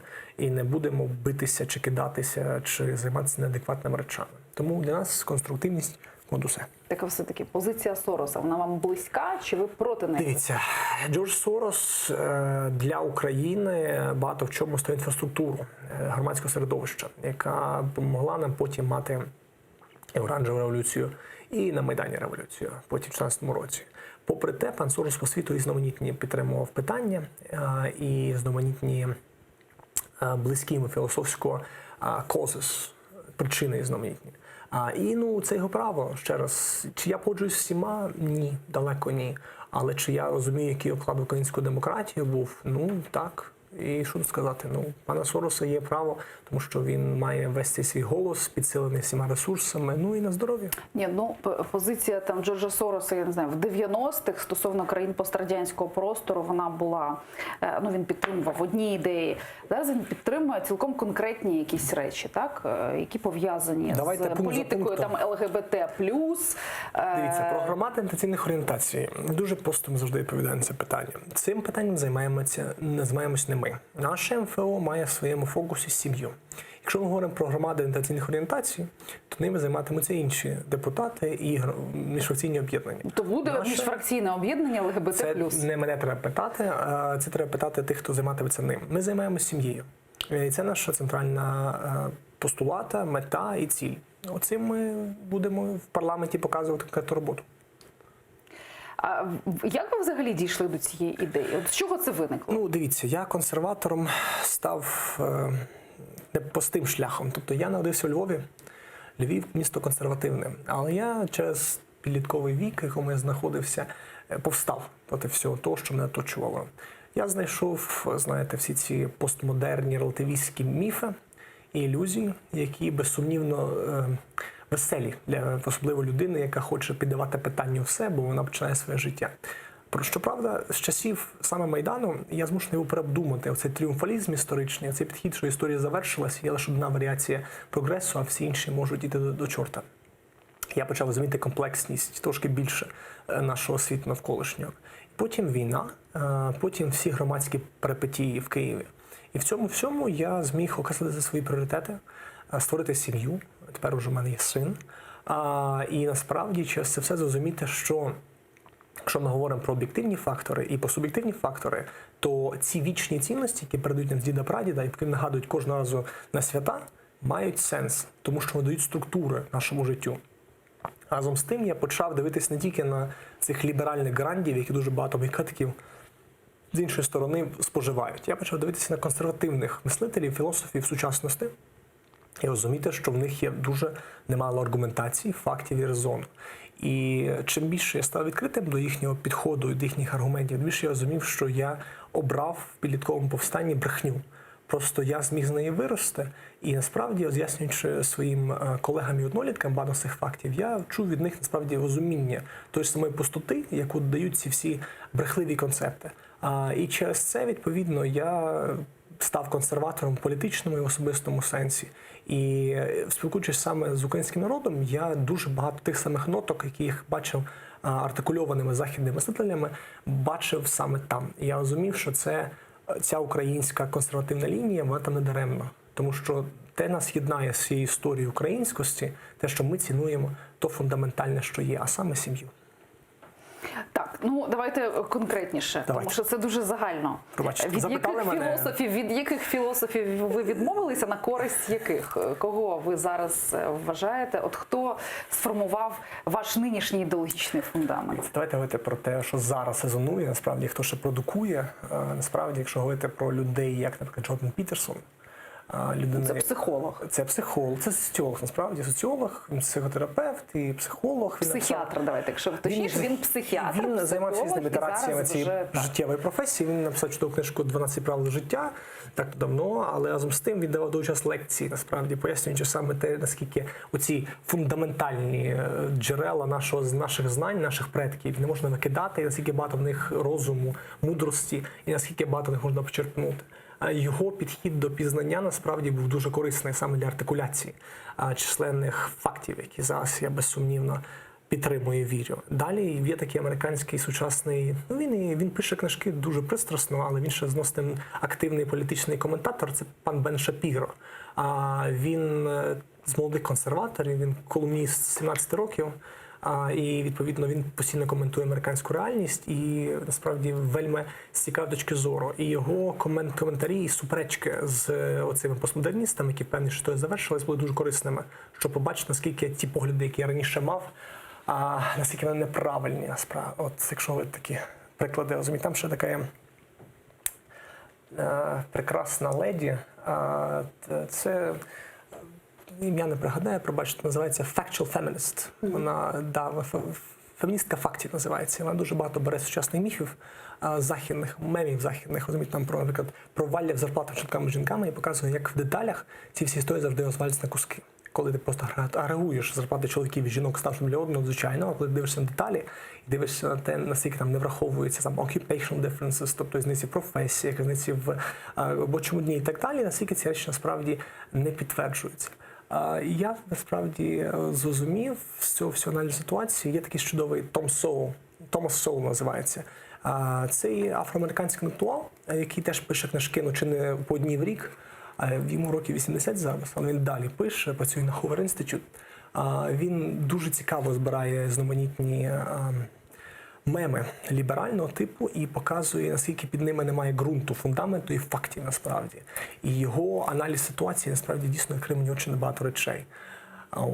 Крістіна Хофф-Сомерс, фемініст. Так. Крістіна Хофф-Сомерс. Професор Саммерс. Ось. Так. Так. Я розумію, про що ви говорите. А від чого ви відмовились, якщо так? Тобто я розумію, що це сучасний абсолютно дискурс, який аналізує буквально сучасні абсолютно нинішні теми, які зараз стали лініями ідеологічного розламу в Сполучених Штатах, ну взагалі в усьому цивілізованому світі. Але від чого ви відмовилися на користь цього? Дивіться, мій шлях філософський... Тобто ви читали Славоя Жижика, а потім перейшли на... Ні, Жижика не читав. Я читав, коли був молодий, Ніцше дуже не мав. Ніцше дуже корисний був для мене саме для Ніцше це правий, так би мовити, це ж не... зовсім, ні. Ніцше часто через те, що він... Це те саме, по суті? Ні, Ніцше зовсім інше. Він насправді бере і розбирає всі базові концепти. Він ставить питання все навколо і всіх навколо, особливо питання там фундаментальних цінностей і так далі. Він дає інструментарій насправді для цього ж це робити. Це мені допомагало коли в молодості, для того, щоб збирати консерватизм навколо себе, але це допомагає мені зараз, щоб збирати оці постмодерні міфи, які я бачу навколо. Ніцше був насправді тим от дійсно кроком, який поміняв усе, для того, щоб я окреслив свою цю постмодерну молодість. І тому я йому завдячую дуже багато чим в цьому контексті. Але насправді я, полишивши те все, я щось повільніше, тому що ці сучасні мислителі, які я назвав, вони просто своєю критикою того навколишнього середовища, яке їм продають як безальтернативне і єдино правдиве, вони насправді показують і пояснюють щось набагато цікавіше і глибше всіх нас. А саме те, що ми не просто тут з'явилися і існуємо для своїх побажань і своїх дурниць і дрібниць. Ми існуємо як продовження довшої, давнішої, глобальнішої, вічнішої людської історії, в якій дуже багато вже прикладів і помилок було перед нами, і нам треба з них вчитися, а не просто робити свої раз за разом, пояснюючи таку незламний цикл людства, який не може завжди зрозуміти довгу історію перед собою.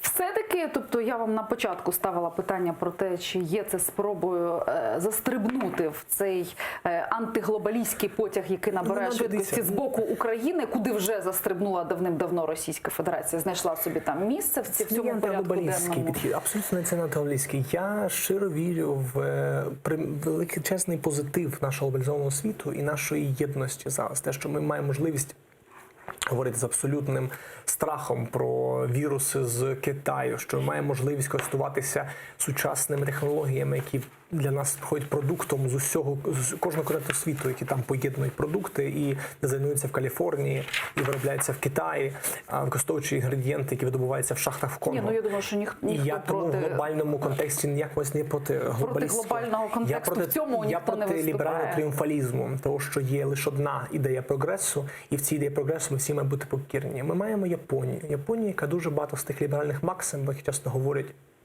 люди, як пан Сорос, не прийняла. Бо це для Японії є дійшла далеко вперед в сенсі прогресу, в сенсі соціальних реалій, дискусій і так далі. Якщо ми говоримо далі, в світі є інші приклади. Розумієте, нам кажуть про Європу постійно. Європа вимагає того, всього іншого. Ні. Європа вимагає rule of law, себто суддів, які працюють незалежно.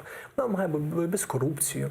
Європа вимагає численних тих базових реалій, які вимагає український народ кожного разу. Чи Європа вимагає всього того списку, який ось ліберальний тріумфалізм в собі хоче враховувати? Ні. Європа вимагає, знову ж таки, того базового, що народ український кожного разу хоче. В Європі є знаманіття, дуже велике знаманіття. В Європі є Польща, і Мальта.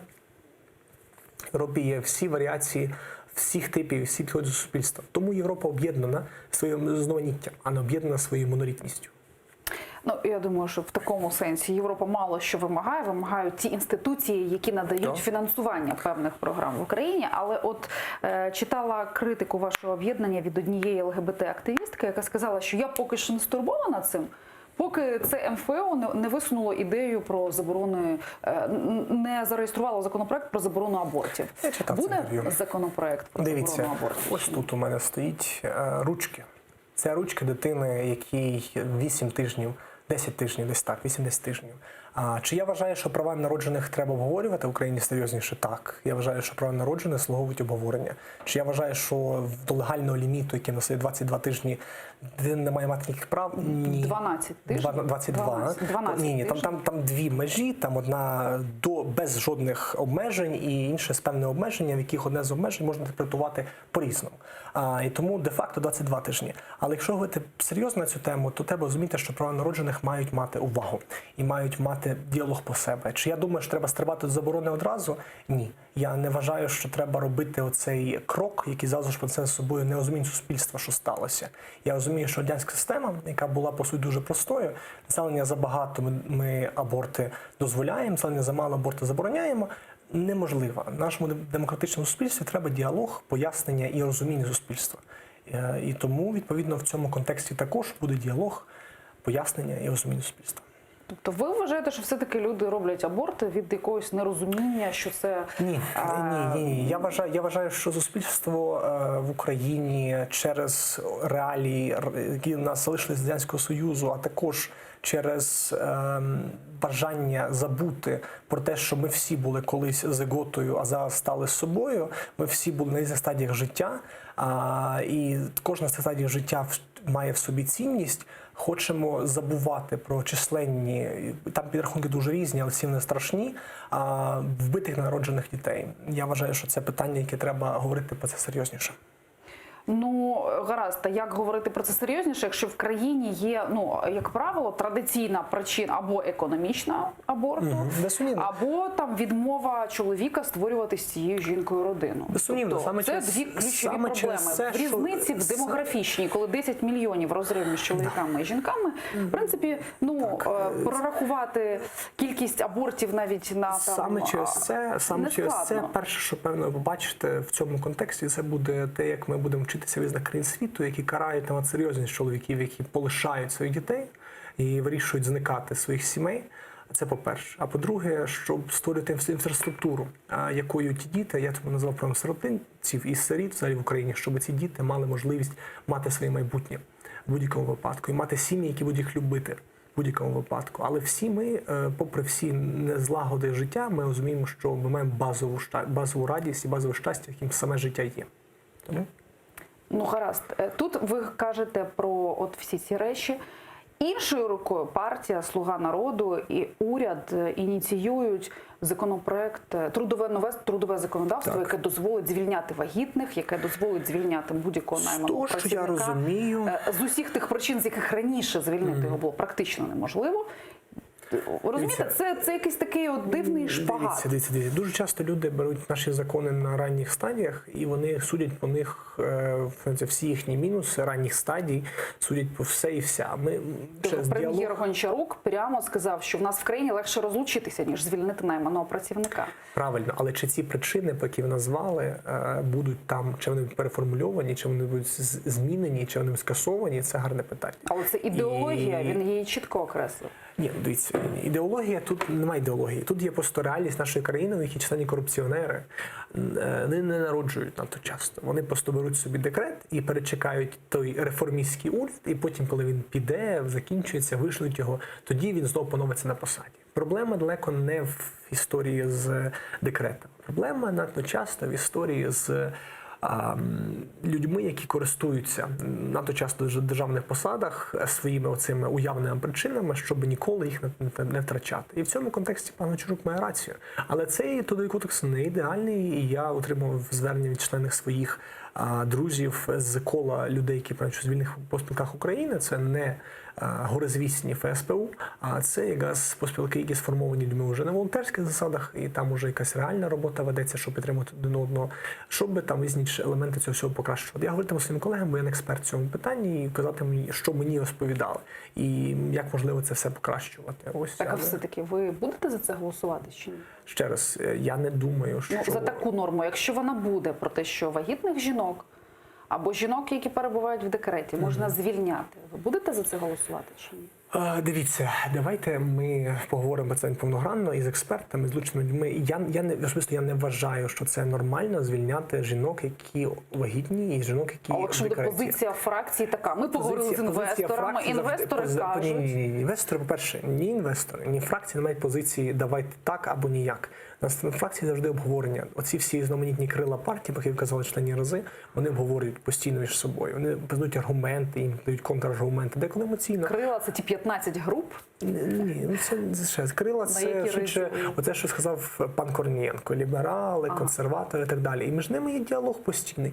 Я маю прекрасний діалог зі своїми абсолютними опонентами питань ідеології. Але попри це ми існуємо як національна партія по всій Україні в різних іпостасях. І я розумію, щоб наша країна була представлена, що в парламенті, що партія «Слуга народу», всі ці крила потребуються. І я радий, що вони там, і знову ж можемо з ними прямо зразу планувати і говорити. Ви знаєте, от я вас весь цей час слухаю і розумію, що і така політика, от тут ми, значить, виступаємо за сімейні цінності, тут ми проти основи курсу сім'ї на рівні там уряду, так? Ви ні, але я про вашу політичну силу. Це дуже схоже на позицію, знаєте, навіть дуже яскраво проявилося в позиції Володимира Зеленського, який примудрився з роковин Голокосту опинитися просто в якомусь жахливому політичному шпагаті, коли він з одного боку поїхав на головний світовий захід з Голокосту і не пішов на сам форум, на який були запрошені світові лідери, начебто елегантно віддавши свої запрошення жертвам Голокосту, хоча насправді це був захід для світових лідерів, так, які там були. Оскільки, якби він туди пішов, він був статистом для Володимира Путіна, який був там мегазіркою, так, виступав, якому всі дякували за те, що Червона армія звільнила жертву Голокосту. Тут же він їде на антифорум Голокосту до Польщі, де каже про те, що, значить, винні в Голокості дві імперії, Радянський Союз і нацистська Німеччина. От розумієте, це як в словах класика, відомого нам з вами і всім, я думаю, глядачам, чи можна бути там представником людожером і представником секс-меншин? Ісключено.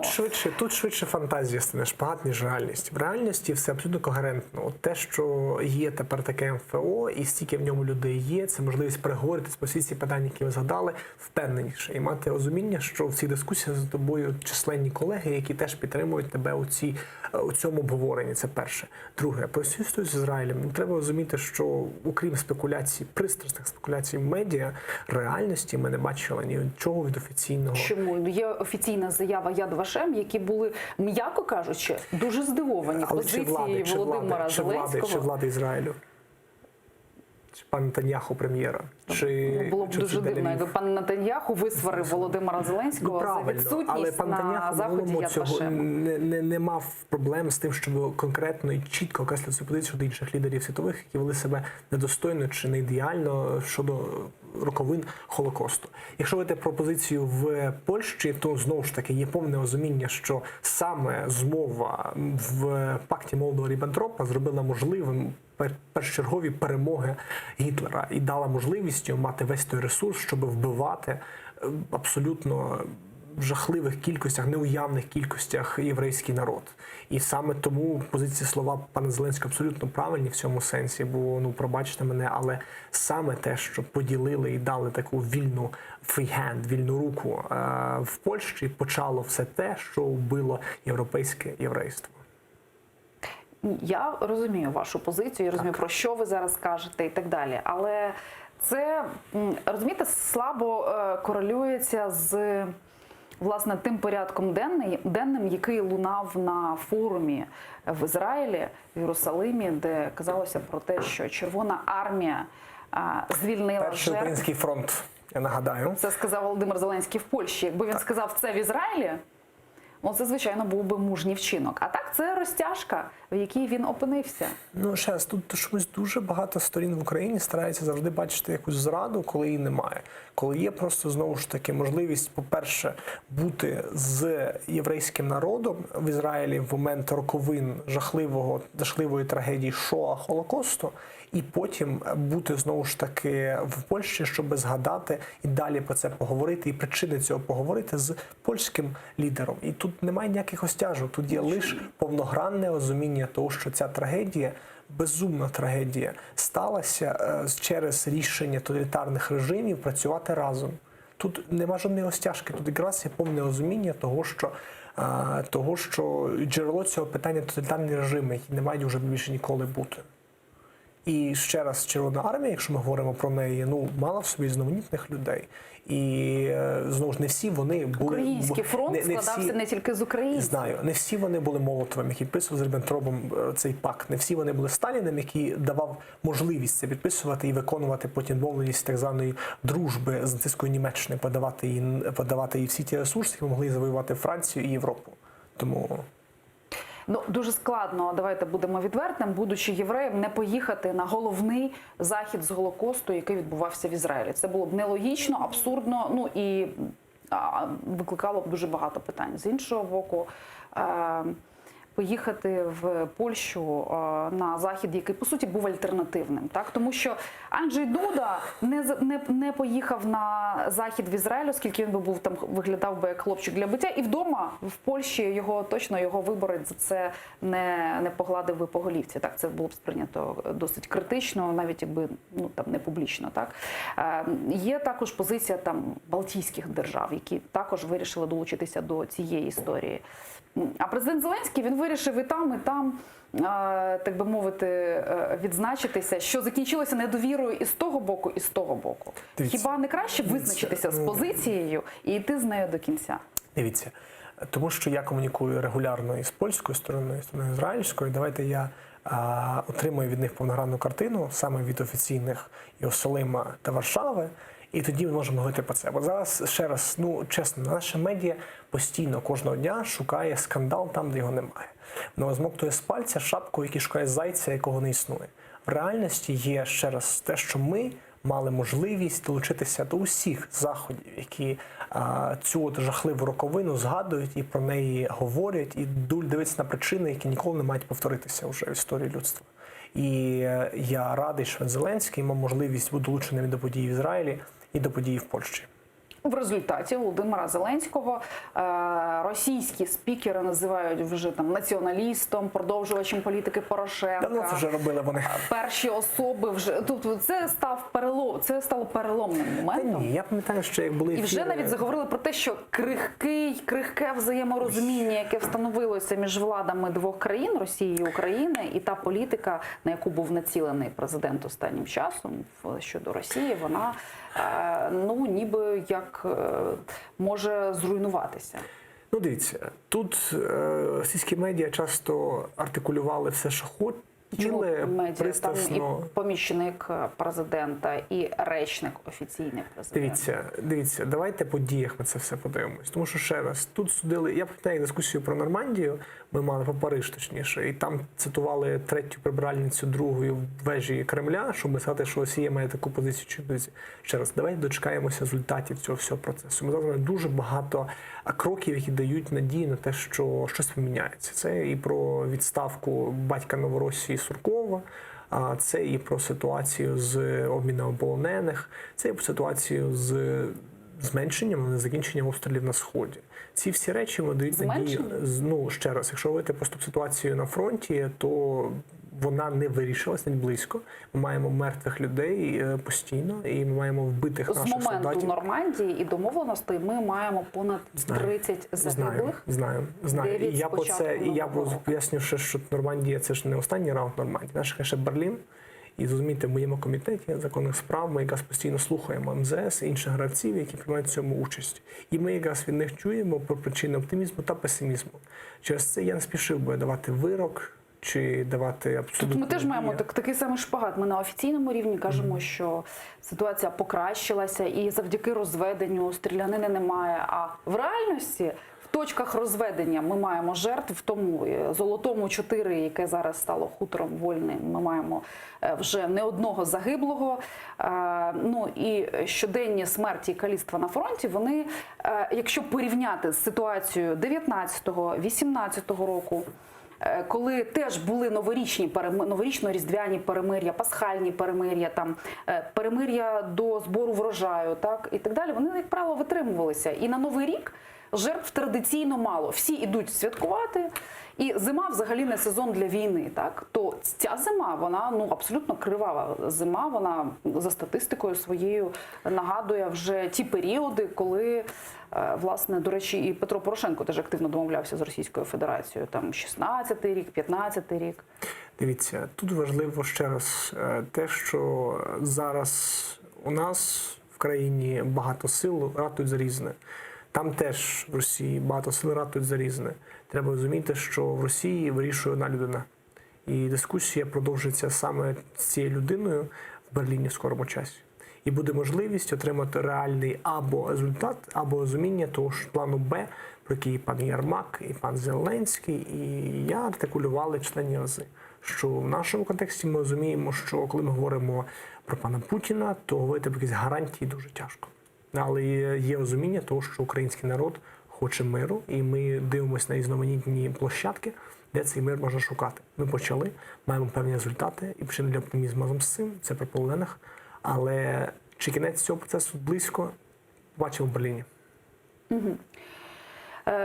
Володимир Зеленський, який вперше, буквально позавчора висловився з приводу чергових, там 2 смерті було за одну добу, багато поранених. Завжди кількість, щоб з'ясувати кількість поранених, реально треба кількість смертей множити там на 5, так, це дуже багато.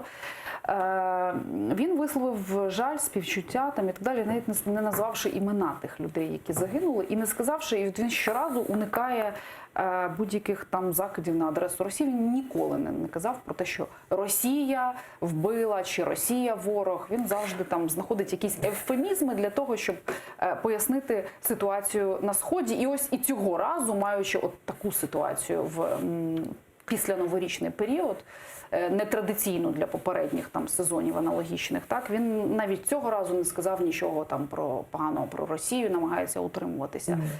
Дивіться, от ця політика, вона, що вона йому дає? Це неправда. Пан Зеленський регулярно і часто нагадує світу, Україні і всім оточуючим джерело всього цього поганого, що ми маємо. І війни, в принципі, це і Росія. І саме через це ми маємо переговори не з якимось там маріонетками, а з паном Путіним в Парижі. І маємо переговори теж з ним в Берліні. І через це, якщо ми говоримо про ці контексти і конкретні акценти, всі вони оставлені. Просто я розумію, що не вистачає багато кому з тих сил, що були при владі, щоб там ми кожен нашу недореформу чи неідеальність продовжували Росії, як вони це робили. Ми не будемо спішити завжди закривати кожну дірку війною. Ми розуміємо, що відповідальність зараз на наших плечах, і ми будемо її брати, нести і змінювати країну, на що нас і обирали в цьому сенсі, а не просто оправдовуватися на кожному кроці. Якщо в Берліні підсумки переговорів будуть такими ж позитивними, як попередні переговори в Парижі, а результат на фронті ситуація буде такою ж гарячою, як зараз, що тоді? Тоді активується план Б, чи чекатимуть Зеленський і військове керівництво якихось іще там розвитку подій? Дивіться, ну ще раз, Берлін дуже має багато варіантів зараз на столі. І говорити про щось там точне, тобто це не математика, це переговори. Переговори, на жаль, не такі прості, щоб їх порахувати в цьому сенсі. Розумієте, з чим саме пан Путін приїде і до чого він сам буде готовий, дуже тяжко. Бо та сторона, по-моєму, гордиться тим, що вона не розказує нікому, які в неї карти є, і які карти будуть давати, які карти забирати зі столу. Через це, ну, чесно кажу, але оце перезавантаження російське, яке відбулось, певне, так, таке декоративне, але все ж. Побачимо, це ви сприймаєте як позитивний сигнал? Тяжко сказати в цьому сенсі, ну чесно, тому що якби люди сувалися або пересувалися, але там з цього не виникає якогось розуміння глобального перелому. Ну, побачимо ще раз. Берлін все покаже. Для цього він і є. Щоб все напряму сказати нам і світу. Що ж, дякую вам. Святослав Юраш, депутат «Слуги народу», був гостем нашої програми. На цьому сьогодні ставимо крапку. Дякую, що були з нами і нас дивилися і слухали. Почуємося, побачимося рівно за тиждень.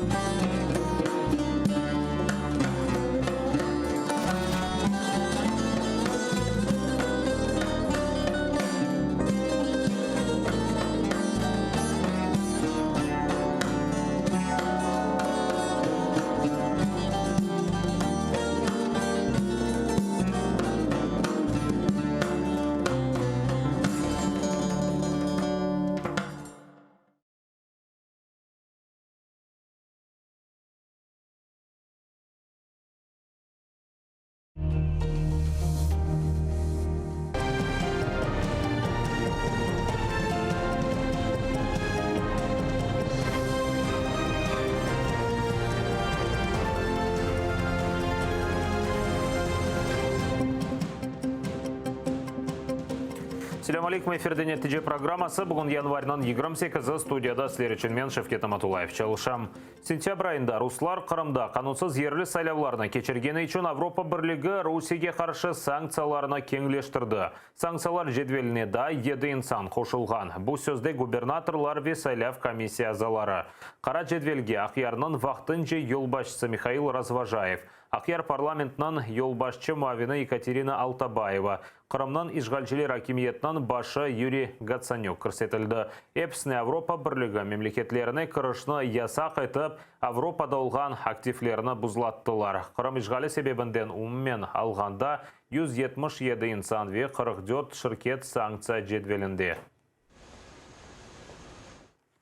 Апсханеде азапларға чек тұров. Сияси мабуслерінің ақрабасы адвокат ве аққорчалайжылар Қырым бірдемлігі әрекетінің айлық топлашуында сияси мабуслерінің аллары аққында тариф етті. Еркесіні қуандырған хабер. Екі сияси мабус Рустем Ваитов и Нури Примов азат етілгенідір. Олар 5 ел Русия түрмесінде тұтылды. Шымділік юзден зияде Қырымлы аляда Русия апсханелерінде қалмақта. Тәпсілетліжа Алифхамызда тариф етілі. Ай кечірілген Қырым бірдімлігі топлашуында екі азат етілген сияси мабус Ақярлы Рустем Ваитов ве Нури Примовны хатырладылар. Бір қач күневел оларның 5 еллық апс мудеті сонуна келді. 2015 сенесі рус ішғалчылары бұ екі Қырым татарны ич бір избатсыз терроржылықта қабатлап рус апсханелеріне ташлады. Бұтын зорлықларға дәнмақ үшін ватандашларымызның дестегі ярдым етті. Оларға мектуплер язып, яқын вақытта азат